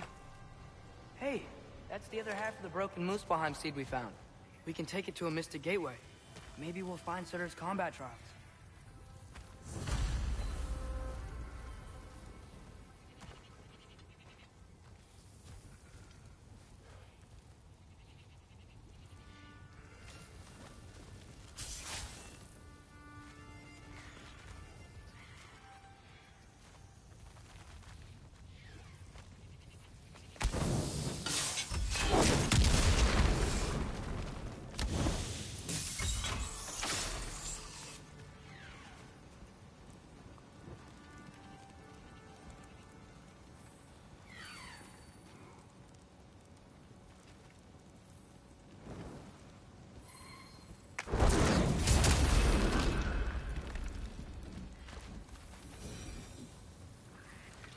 Find the Noken! It's making these things stronger! It's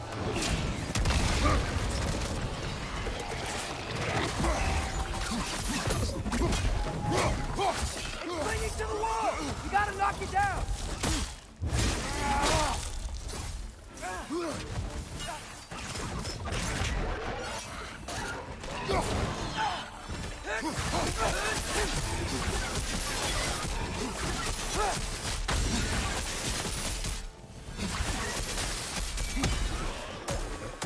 Left flank, poison!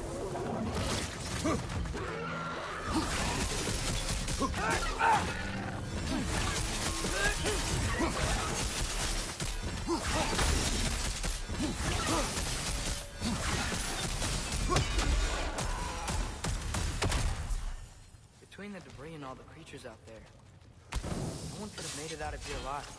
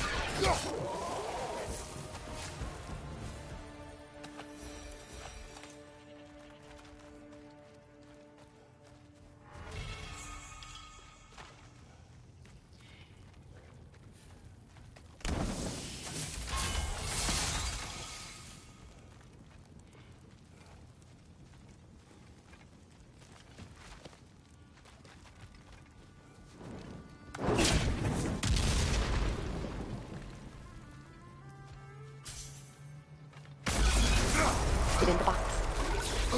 Get in the box. We're going home. Stop squirming.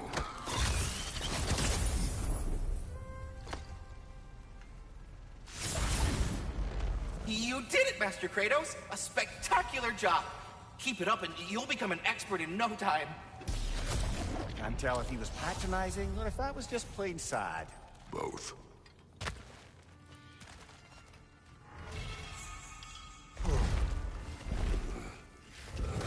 Looks like we're almost out of here.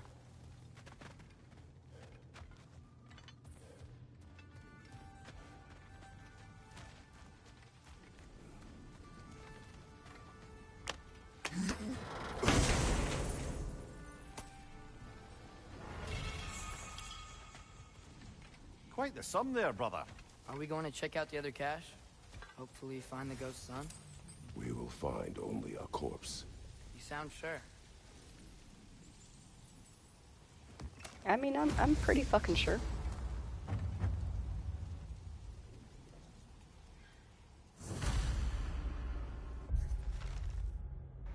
My treasure are too precious to be let fall into the hands of the Aesir. I lay them beneath the machine that brought them to me, in the hopes that the Asgard is too proud to go sniffing around where its workers break their backs. So it's at one of the mines, but which one? I think it was the first one we visited by the way it looks.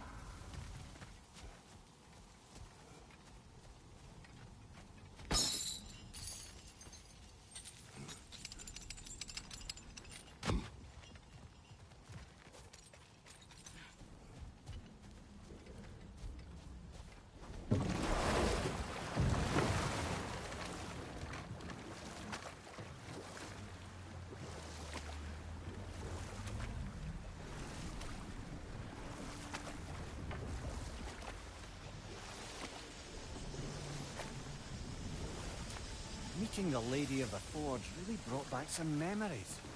I thought it was only in my homeland you'd see such things. Mermaids who forge weapons. Aye. I remember very fondly a lake nymph called Nimue. Very talented with a sword. Mimir. I meant that literally. Shame on you. She made the best swords in all the Isles and had big dreams about what she'd do with them one day. I wonder what became of her.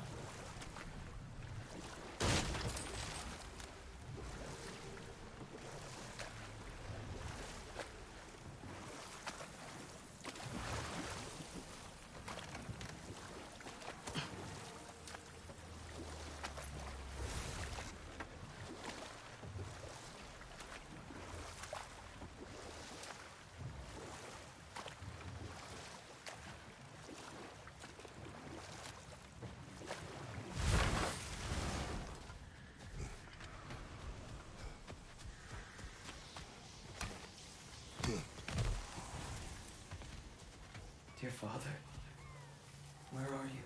Speak, spirit. Is that... Father, I can't see you. I wasn't quick enough. I'm so sorry I abandoned you. Your father is dead. What? How? He went to find the other half of the treasure without you. He must have been killed trying. It seems that in your efforts to protect one another, you each came to one of these islands on your own, and... I've been such a fool. But thank you for telling me. Perhaps now we can see each other again. How did you know What? that the son was dead? The boy abandoned his father. In their attempt to spare the other, they both perished. What now? The father deserves to know of his son's fate.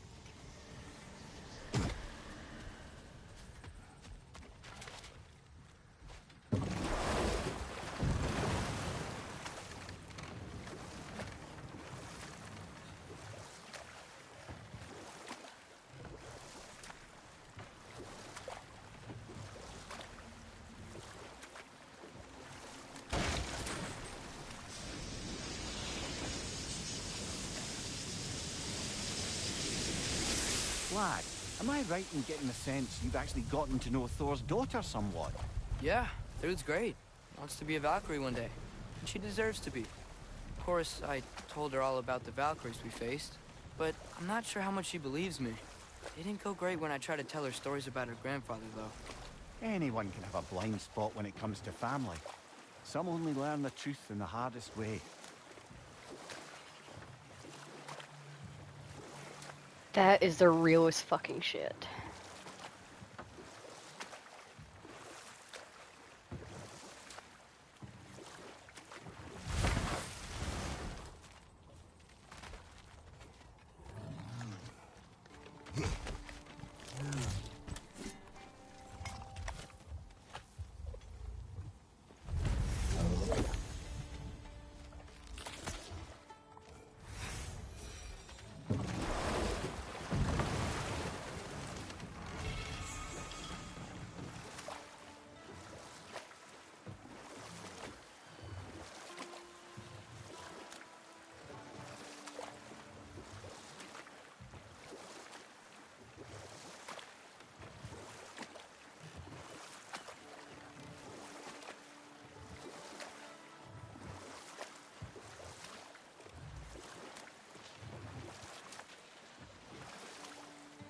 Three legendary weapons.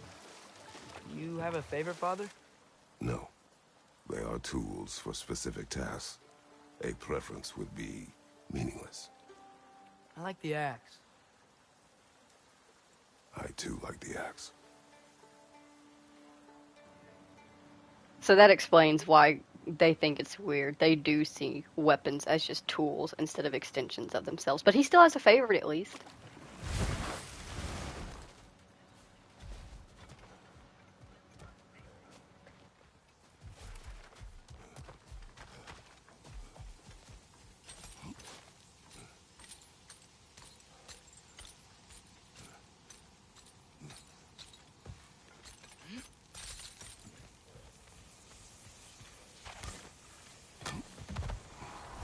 Oh, you're back.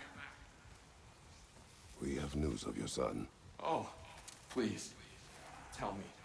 He went to find the other treasure with the same idea you had. He didn't make it. I'm sorry. No, no, no. This is my fault. He disobeyed your wishes. Yes, because that is what sons do. I should have brought him with me. We'd be alive and rich beyond all reason. Together. Well, maybe you can at least be together now. Nevertheless, thank you for finding him. I'll seek him out in Helheim. So, the father should have trusted his son more, huh? Interpret their misfortune how you wish. I'm glad they're at peace, at least. Yes. Alright, let's check the map. Fuck yeah.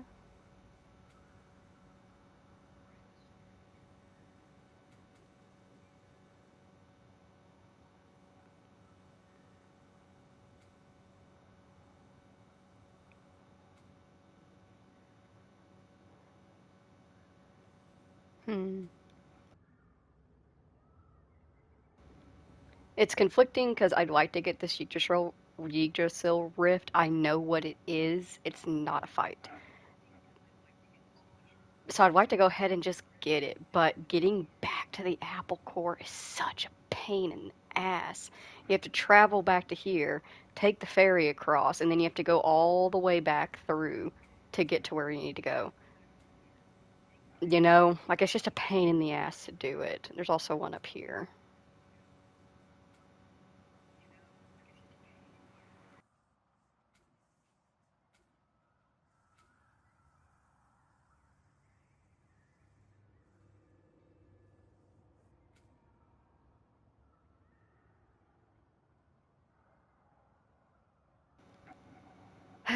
I'd rather try to get it now, though.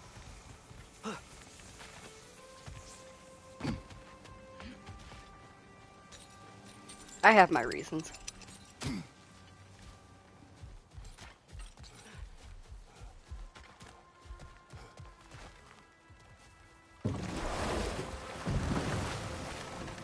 Brock's riddle. Could the answer be nothing? What gets bigger the more you take away?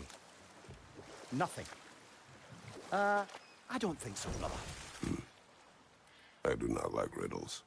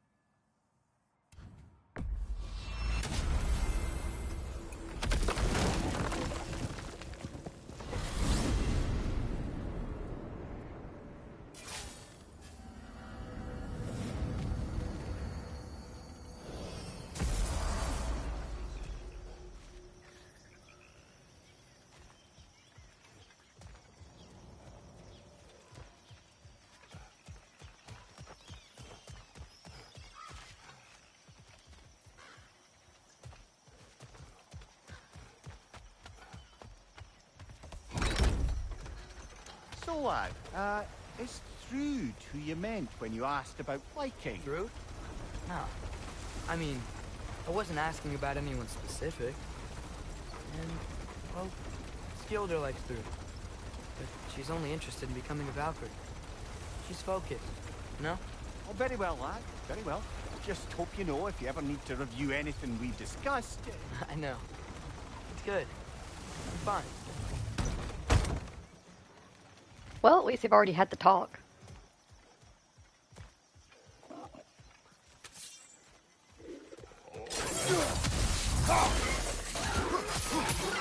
Right side! Incoming!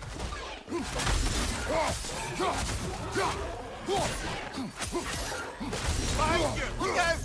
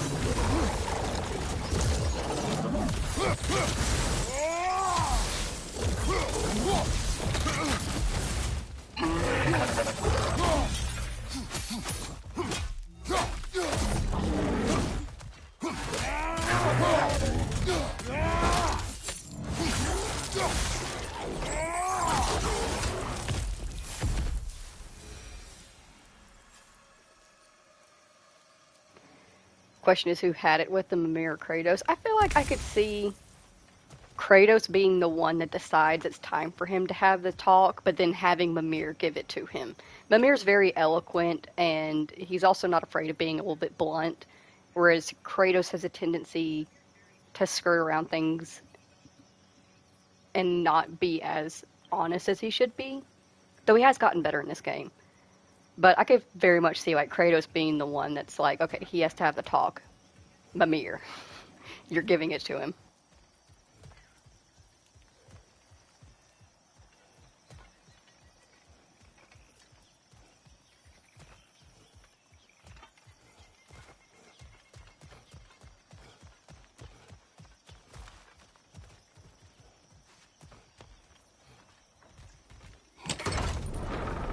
Mimir, when I was in Asgard, I saw Odin do something to some new Einherjar.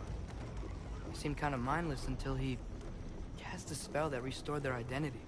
Aye, that was his habit, even when they were confined to Valhalla. I think letting them remember themselves was another small way of cheating death any way he could.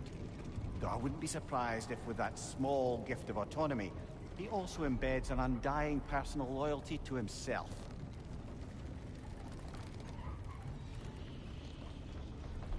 I mean, think about it, wouldn't you? If you had the ability, wouldn't you kind of do the same thing? Be honest. Be honest. You do the same thing. We all would. At least a little bit.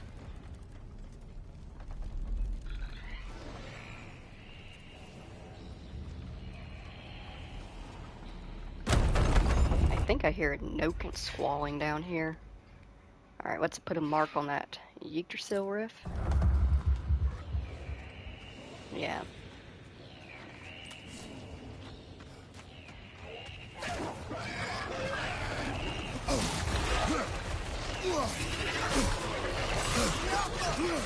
Behind you!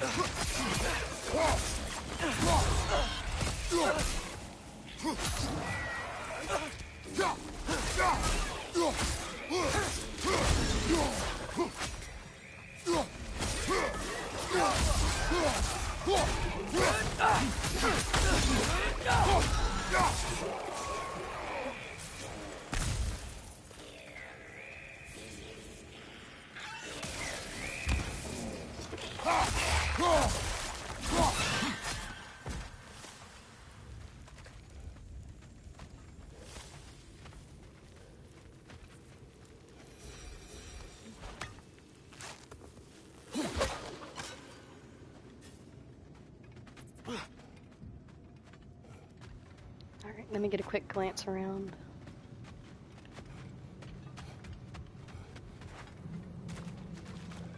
Okay.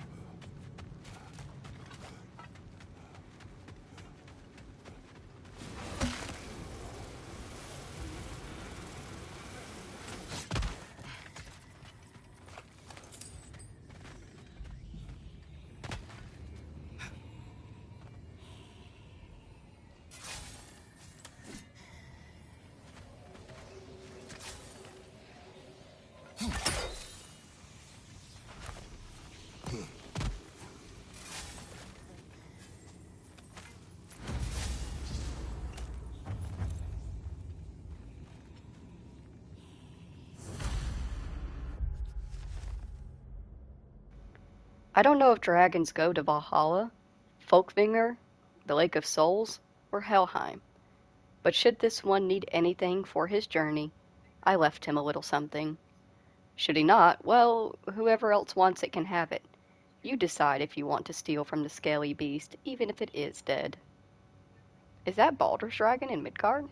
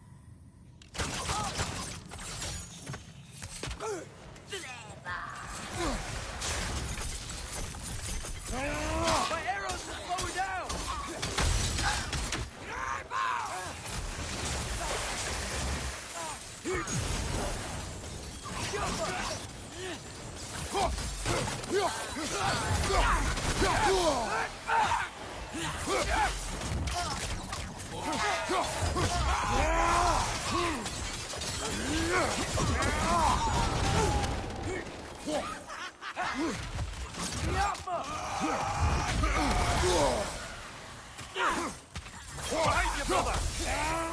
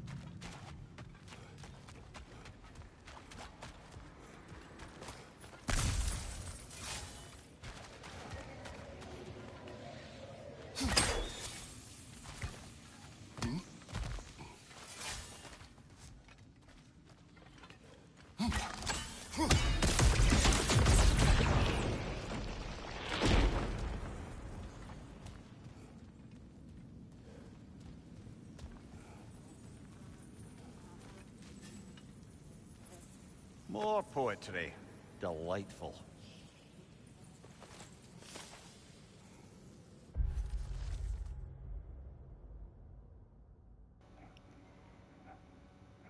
Kill and die, wound and sigh, bleed and perish, slash and cry. Inject and deflect, think and reflect, fire, expire, murder, infect. The moon grows crimson, the mad townfolk shout, the city a prison. Carve your way out. This is Bloodborne.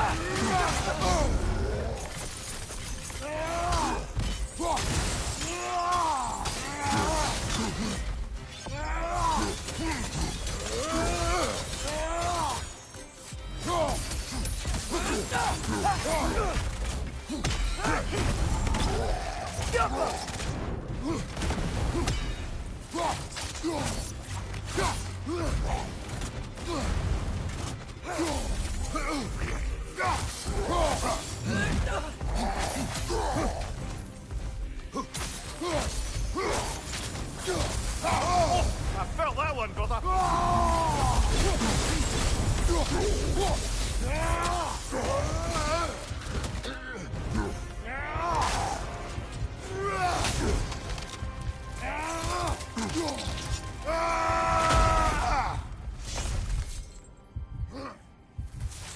Hey, this is where we found Tyr. You know, I don't know who had a worse time of it being locked up. Him or me? As you said, your prison at least had a view. Aye. But with a view comes the ability to mark the passage of time, and watching the days pass, one by one. It's not something I'd wish upon anyone. Except maybe Odin himself.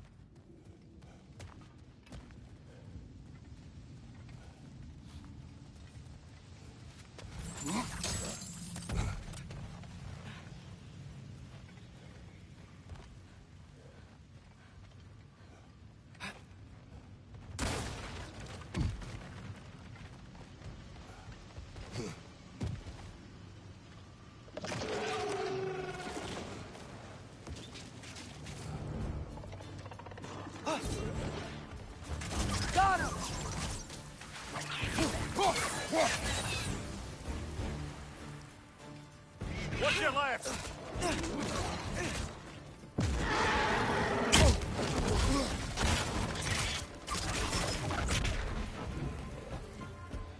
Get your ass down here and fight fair.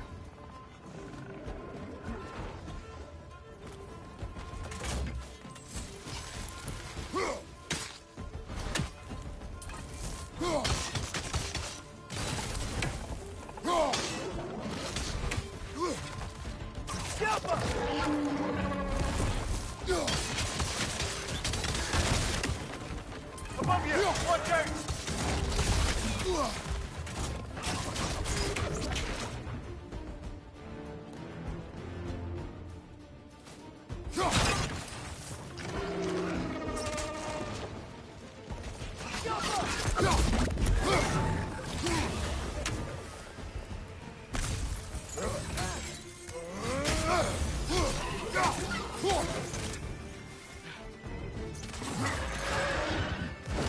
On your right!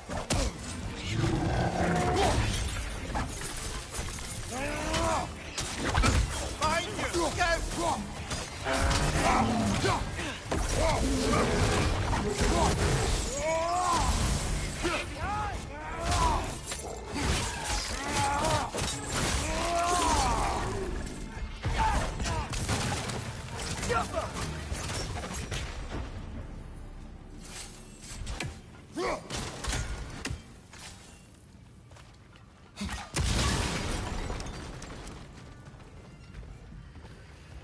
Where's this lead?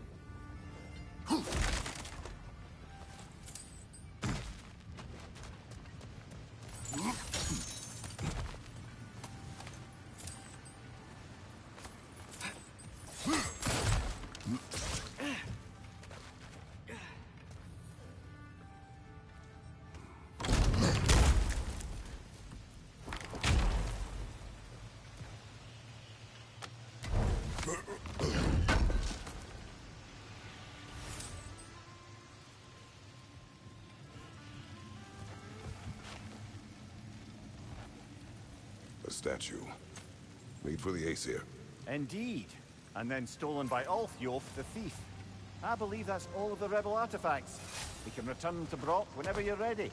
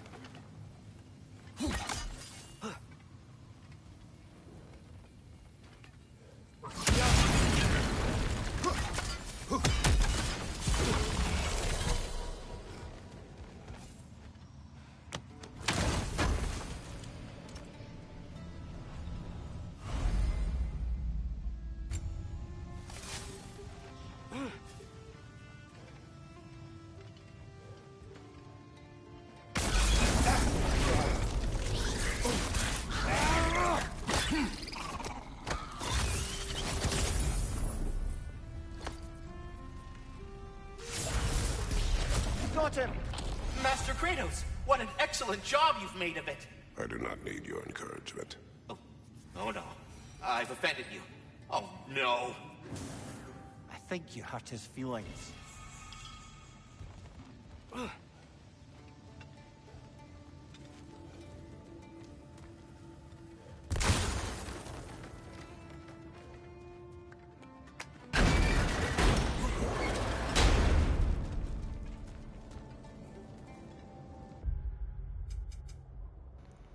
Alrighty.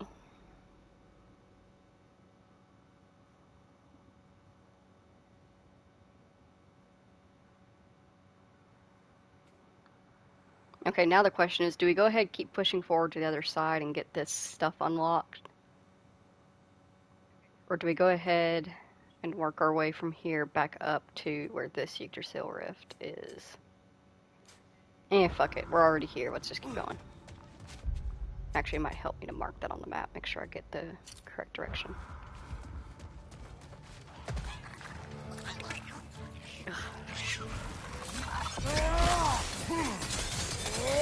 It's gonna explode!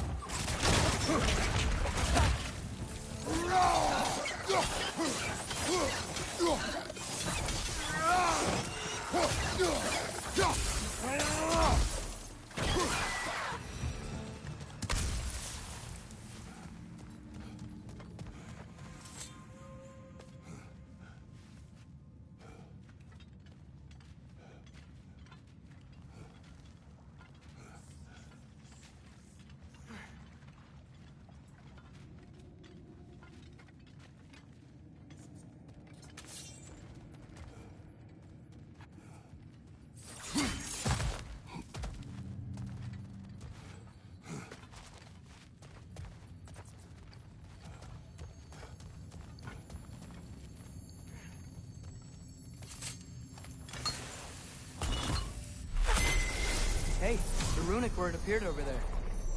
Okay, let's say the word. Sona!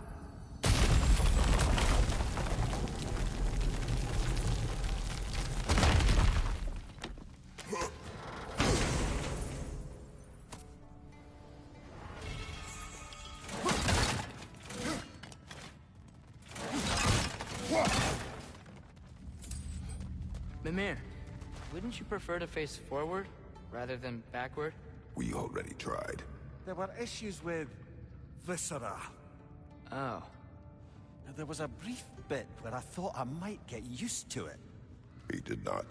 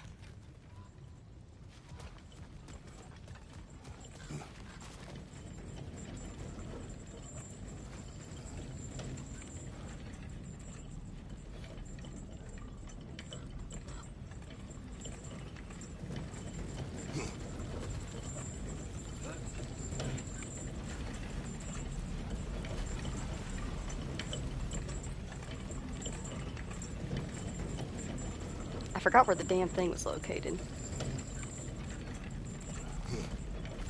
The throwy thing where we throw the spear and it becomes a line. Is it on this side or is it on the other side? It's here.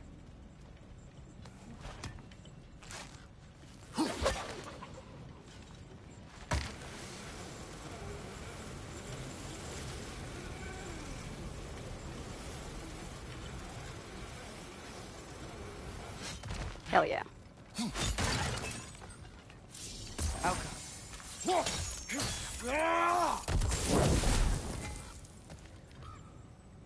Alright, this Mystic Gateway was the only thing we needed, right?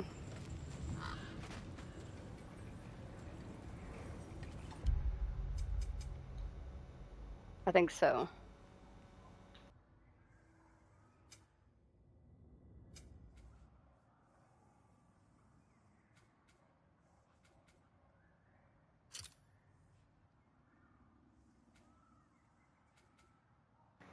Yeah, so this is the forge, so we take this gateway.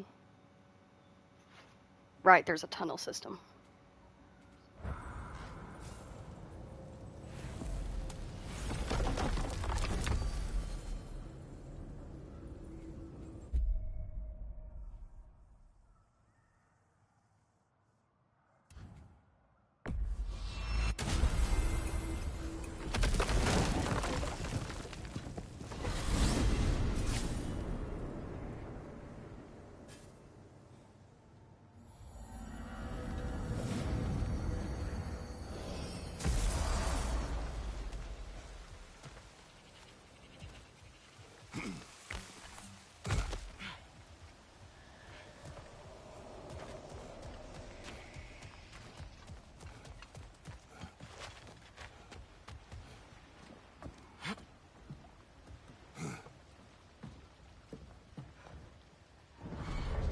Mimir, I'm not sure how to ask this.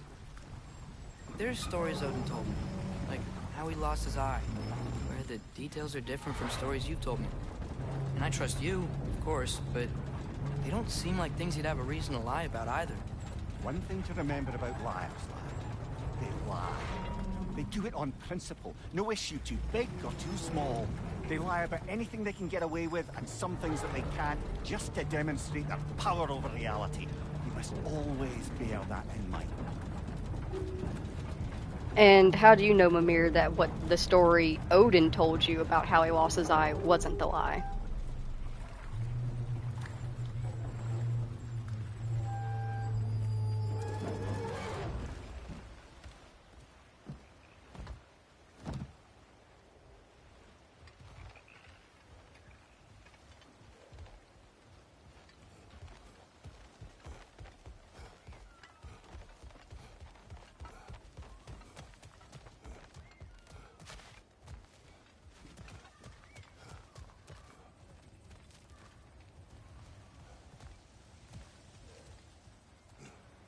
Hey Jimmy, is there a gateway out this way, or is it just the rift? Do we have to take the minecart ride every time?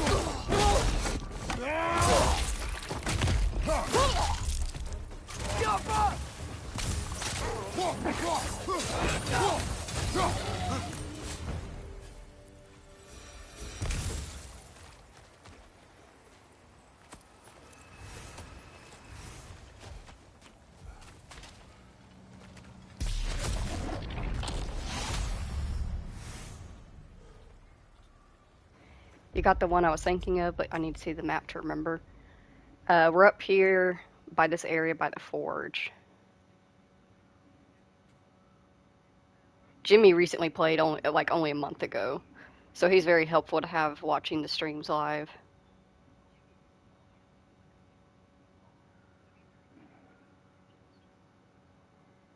I think this is everything. I think all we have left at this point are the gravestones. And I'm pretty sure there's one more treasure map piece that we haven't found. It's one of the treasure maps that you find in another realm that leads you back here, but I know where that one is.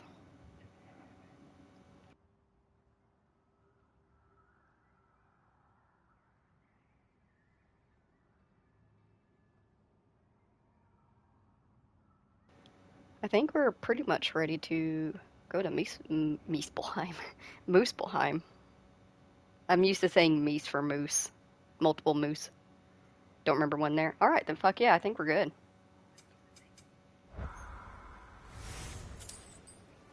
Well, we're not that good. Still need to get back down to the Mystic Gateway.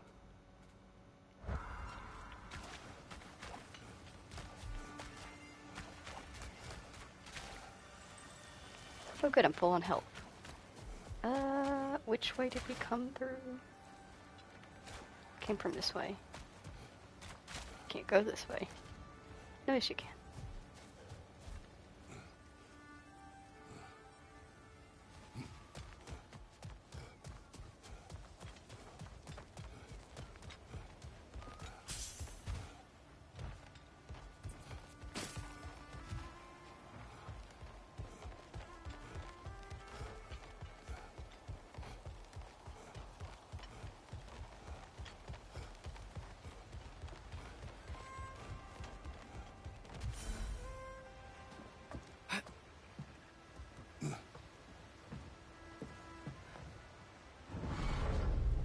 guess what? While Odin was giving me a tour, his ravens took us to Svartalfheim, and I saw Durlin again. He was actually trying to do his job. We pretended not to recognize each other. At least I think he was pretending. Point is, it looked like Odin didn't know anything about Durlin helping us find Tyr.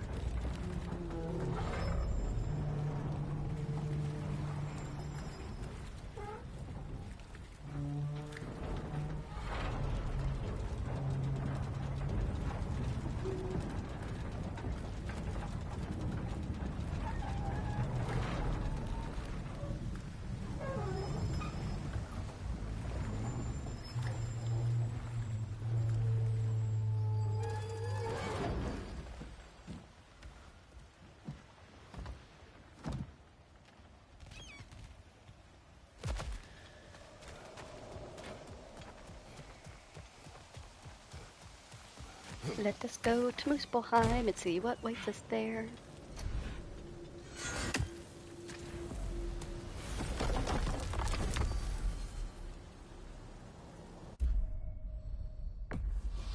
Now, let's see which armpit of Muspelheim that seed leads to, huh?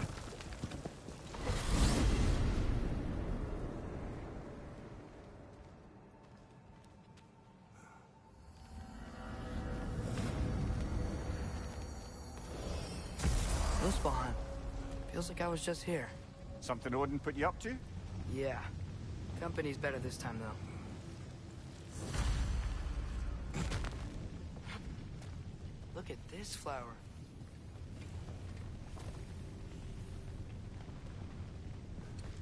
Pretty sure that's ash petal.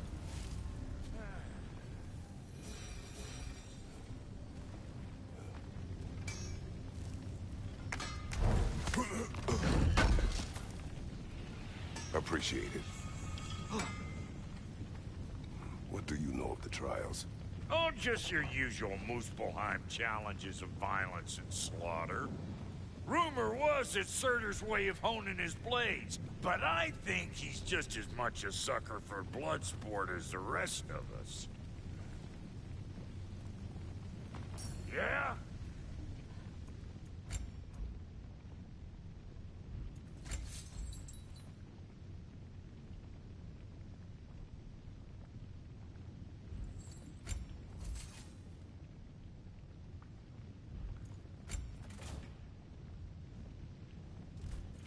And the kid?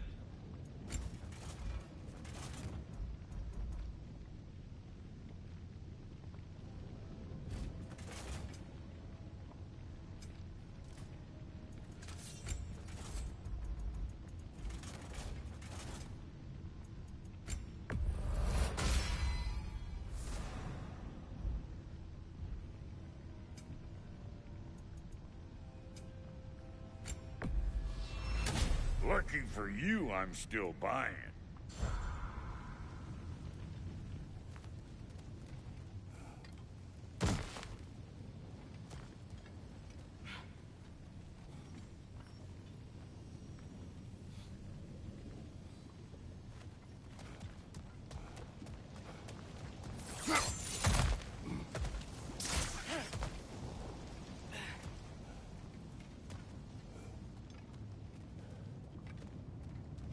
Father, the sword.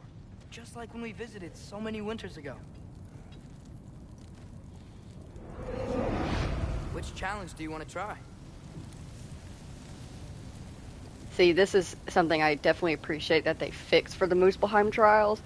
Not only do you get to see which trials are available, you can pick one or the other, and they also tell you exactly what they are. This one is defeat all enemies within the time limit and avoid taking damage. Fuck yeah. Let's go. Here we go.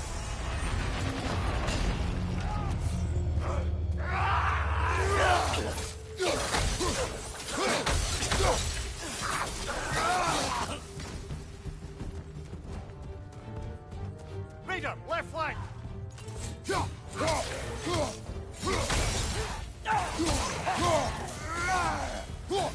Behind you! Incoming fire!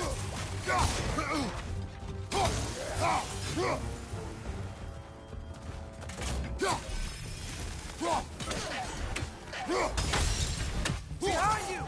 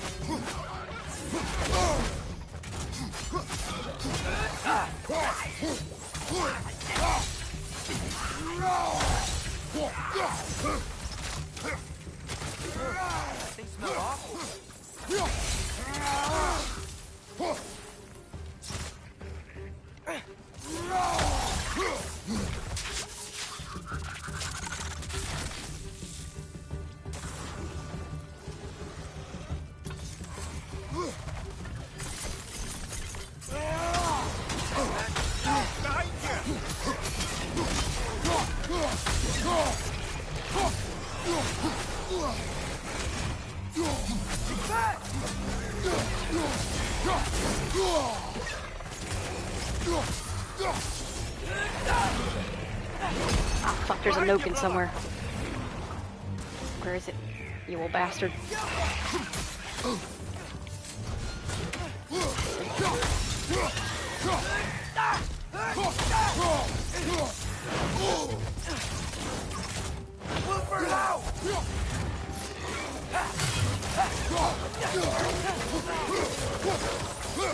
Black one.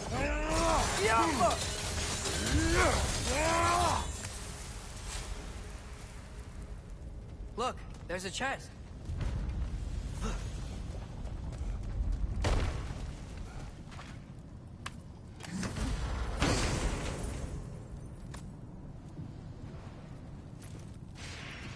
That was fun.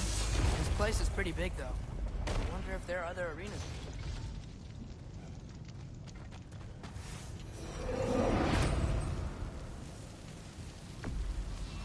We begin.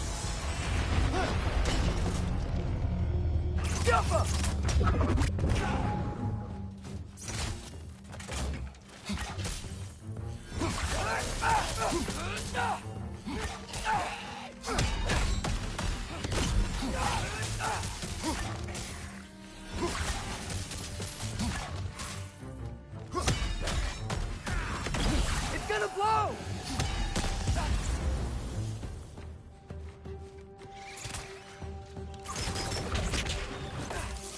Another nightmare! To the left!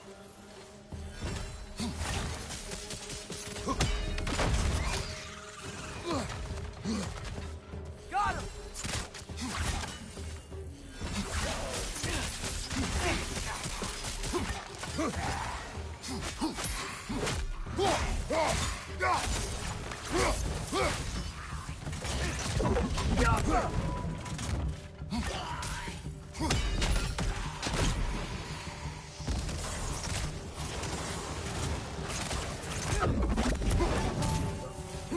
Watch your left!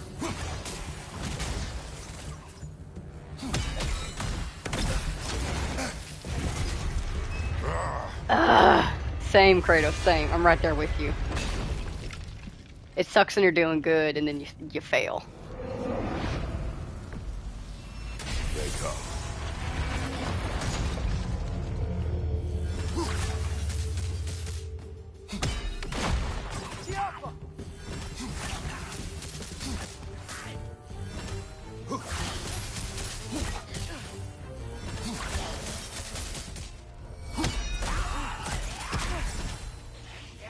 It's gonna blow!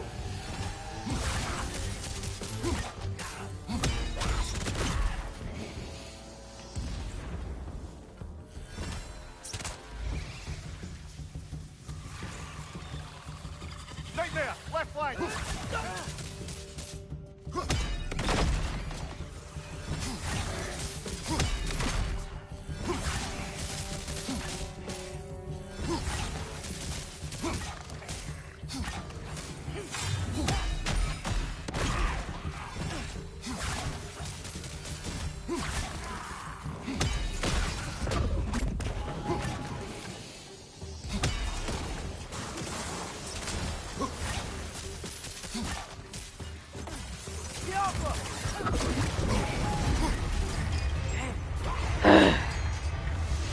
I hate doing flawless challenges.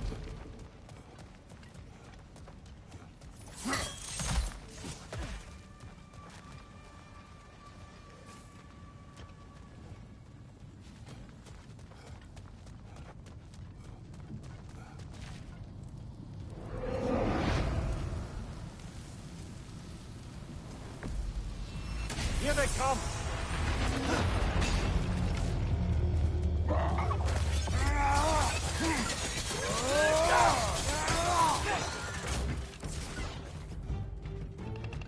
Knock that grim down before it poisons us all!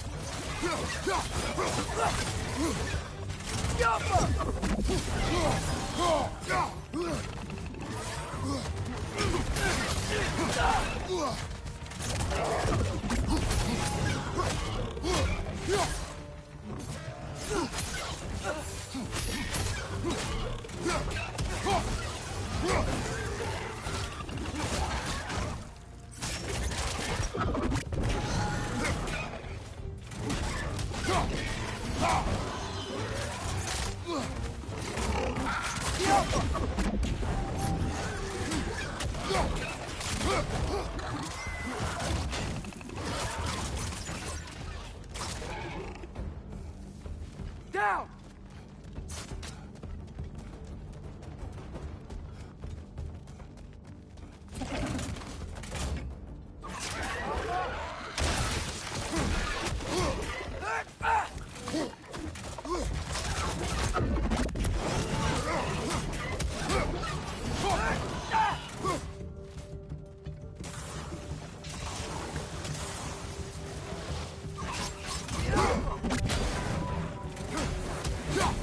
Behind you, brother!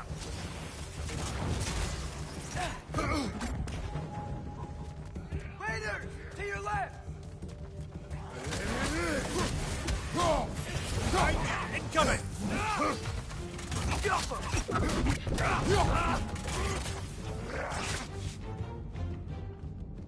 On your left!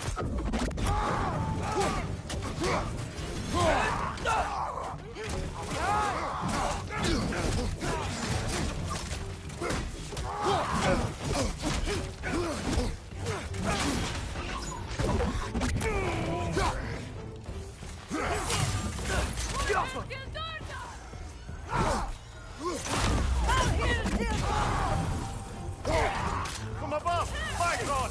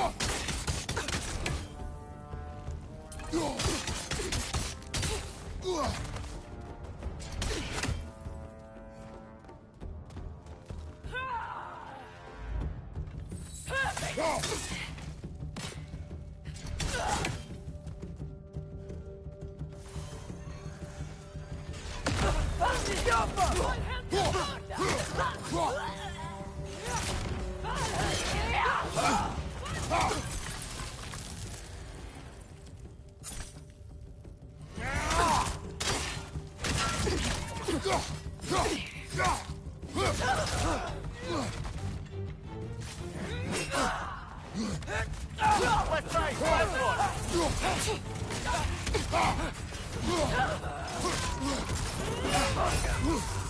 Got some bypass on you! Be careful!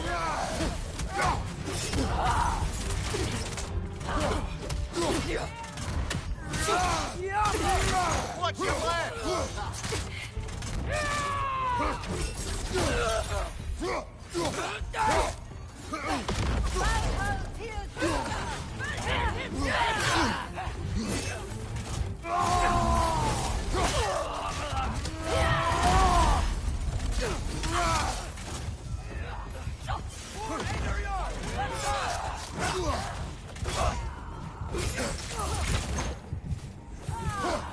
Right side!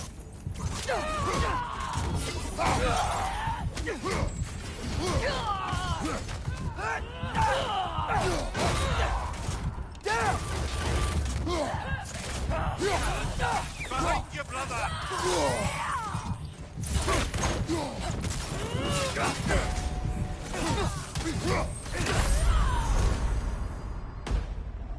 God, why are they so annoying?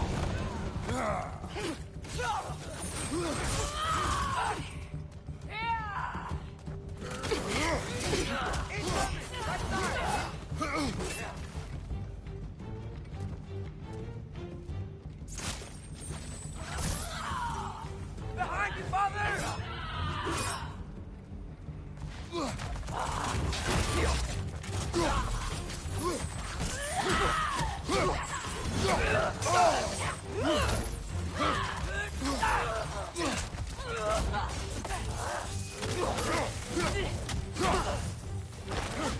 Right side!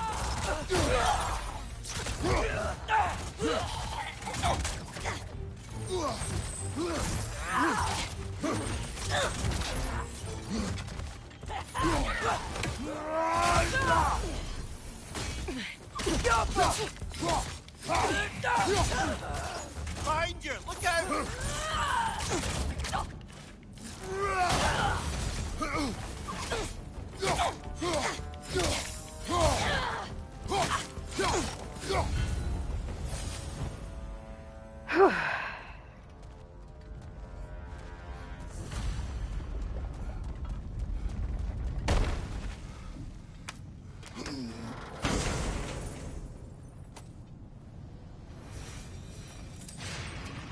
did it!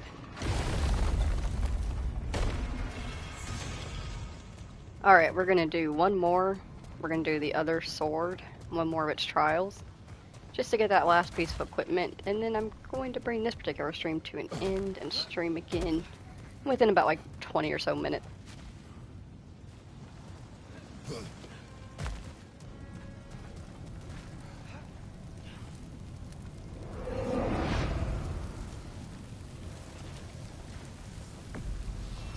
It begins.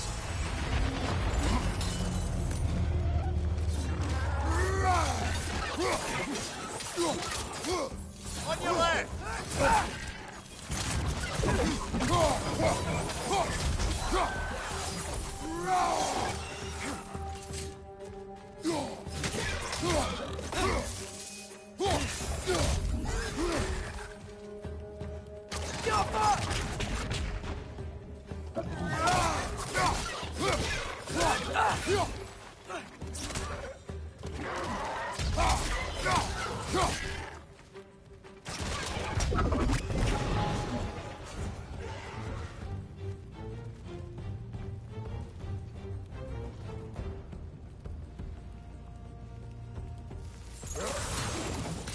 Another Draugr to the left!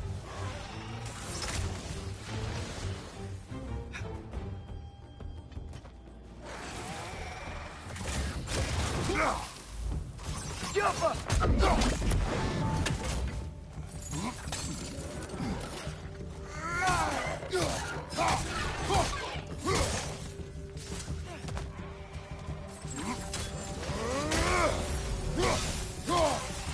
Right side!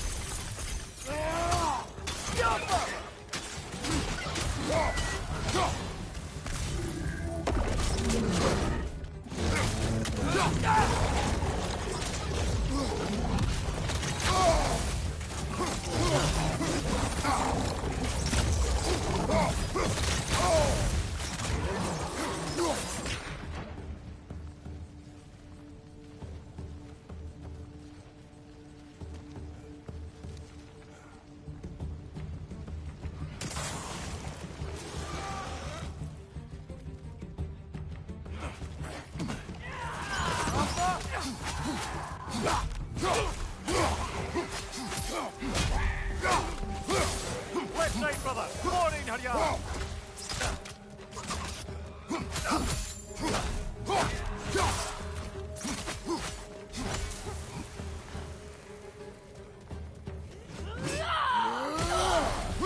Behind you! Poison!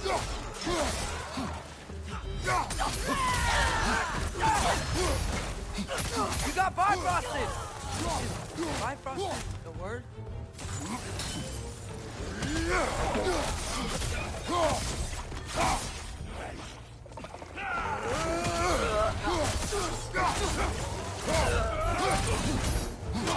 Behind you! Look out!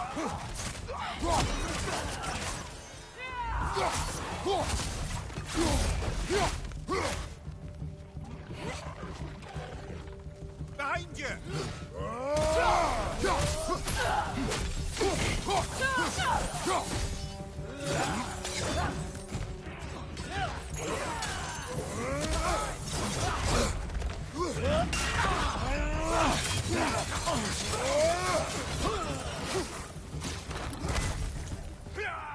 Behind you! Incoming!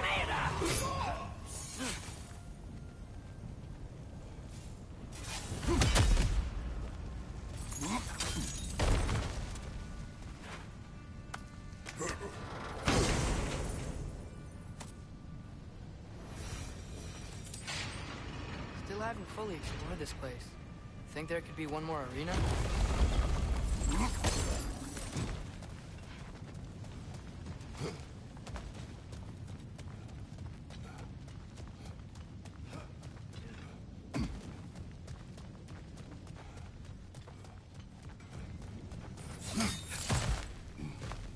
Here to get rowdy, huh?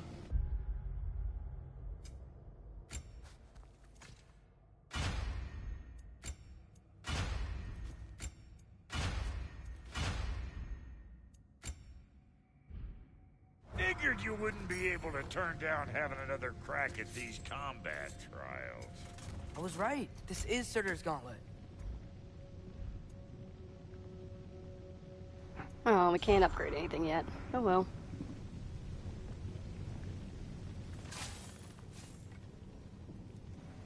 Alrighty. I'm going to bring this particular stream to a close. I'm going to do a thumbnail of something. I actually didn't take any screenshots today. Nah, I got it figured out. But I'm going to do thumbnail, timestamps, all that fun stuff, and then after I finish up with that, I will stream again. And we might do the rest of these Muspelheim trials, at least the rest of these, the other 3, and then continue on with main mission stuff. I'm not sure yet. I'll debate on it as I do timestamps. Today's fun facts are about peregrine falcons.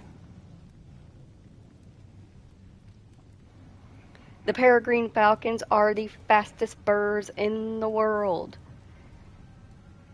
They found that the ideal speed limit for peregrine falcons was found to be 388 miles an hour in high altitude flight. They have been recorded at dropping in on prey at over 240 miles an hour. Being able to drop in on prey at 240 miles an hour is very deadly. In fact, the favorite kill move of peregrine falcons is actually to snap necks and spinal cords. They fly down at extreme speeds and just smack into their prey as hard as possible, and they're gone in a second. They can actually fly so fast and with so much force that they could do exactly that to a human.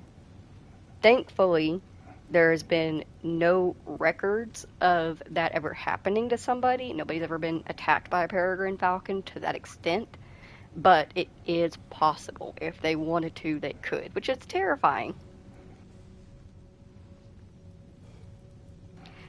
All birds, most birds, migrate in some way, shape, or form. However, when it comes to peregrine falcons, they do a little bit differently, as they can migrate up to 16,000 miles annually.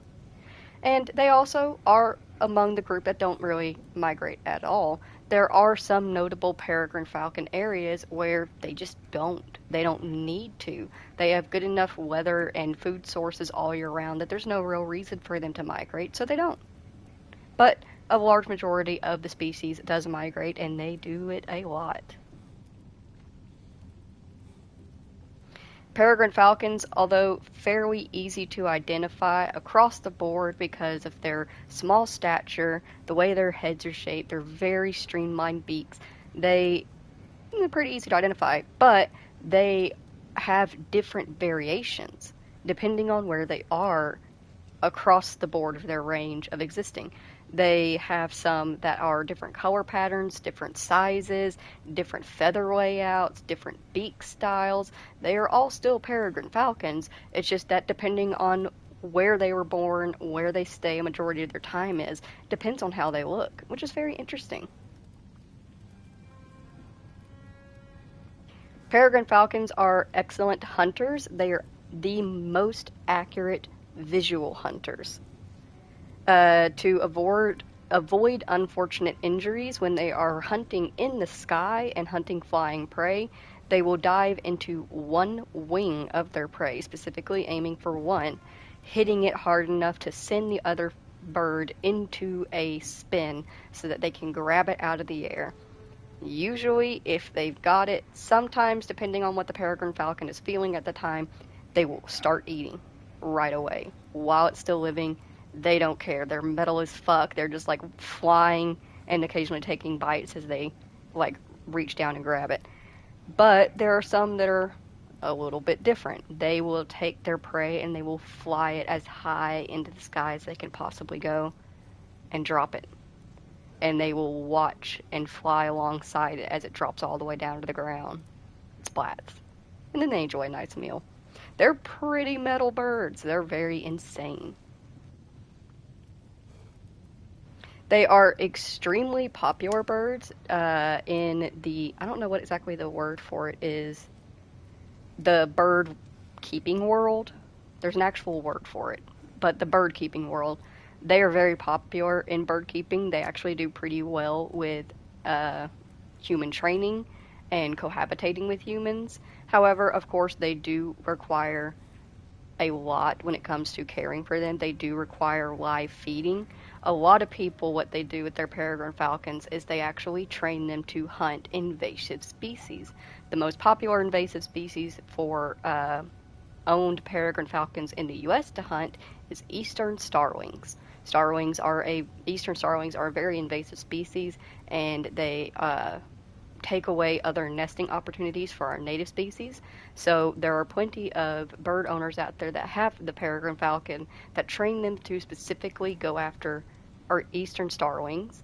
They then get permission from their local city or state to hunt the starlings legally. And they will literally just drive around, and when they see one, they'll send their bird after it. Bird goes out, grabs it, they go out, pick up the bird, let the bird have a snack, and go about their way and keep doing that. And it has been remarkably effective, as we have seen a very decent drop in eastern starling populations here in the U.S.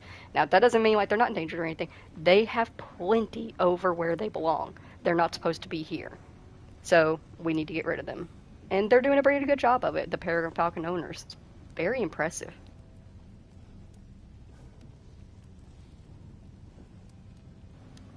Peregrine falcons are very beautiful, magnificent birds, and because of that, they are important in many cultures.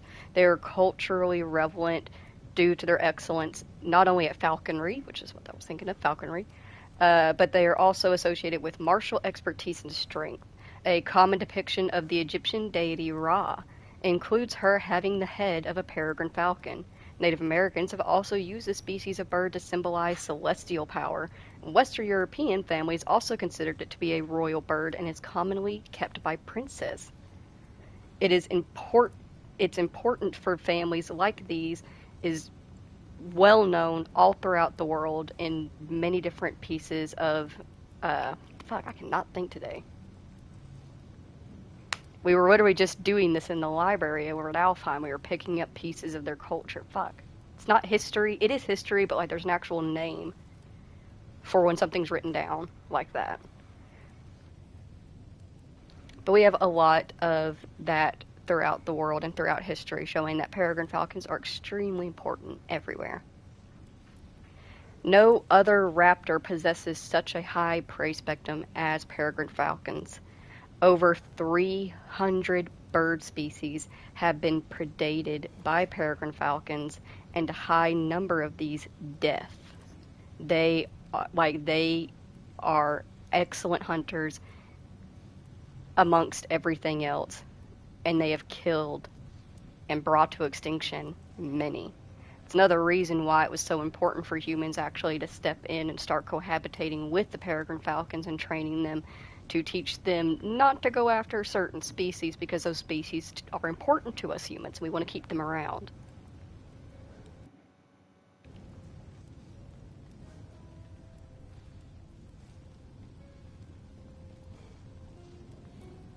Actually, it says here that they're a pretty big reason as to why we no longer see purple martins here in the south, which is unfortunate. I have noticed we have quite a few peregrine falcons out in the area, and we haven't had a pretty notable drop in mourning doves, martins, and there's a species of bluebird out here as well that is almost gone. So yeah, they're pretty wild hunters. However, they are not an invasive species. They are allowed to do what they want to do. But if we wish to step in and help, we can. They do cohabitate well enough that we can kind of rein them in if we need to. Alrighty, I've been rambling too long. If you spent time here today with me, Kratos, Atreus, and Mimir here in God of War Ragnarok, thank you so very much for taking the time out of your day to spend it here with us. I greatly appreciate you doing so. If you are a new subscriber, thank you so very much for subscribing. I hope that you find something in my playlist to your liking. If you have any requests, I will take them for either fun facts or games. But yeah, I'm happy to have you here, and I hope that you enjoy whatever it is that you watch. But thank you all so very much for joining. I will see you in a little bit. And goodbye.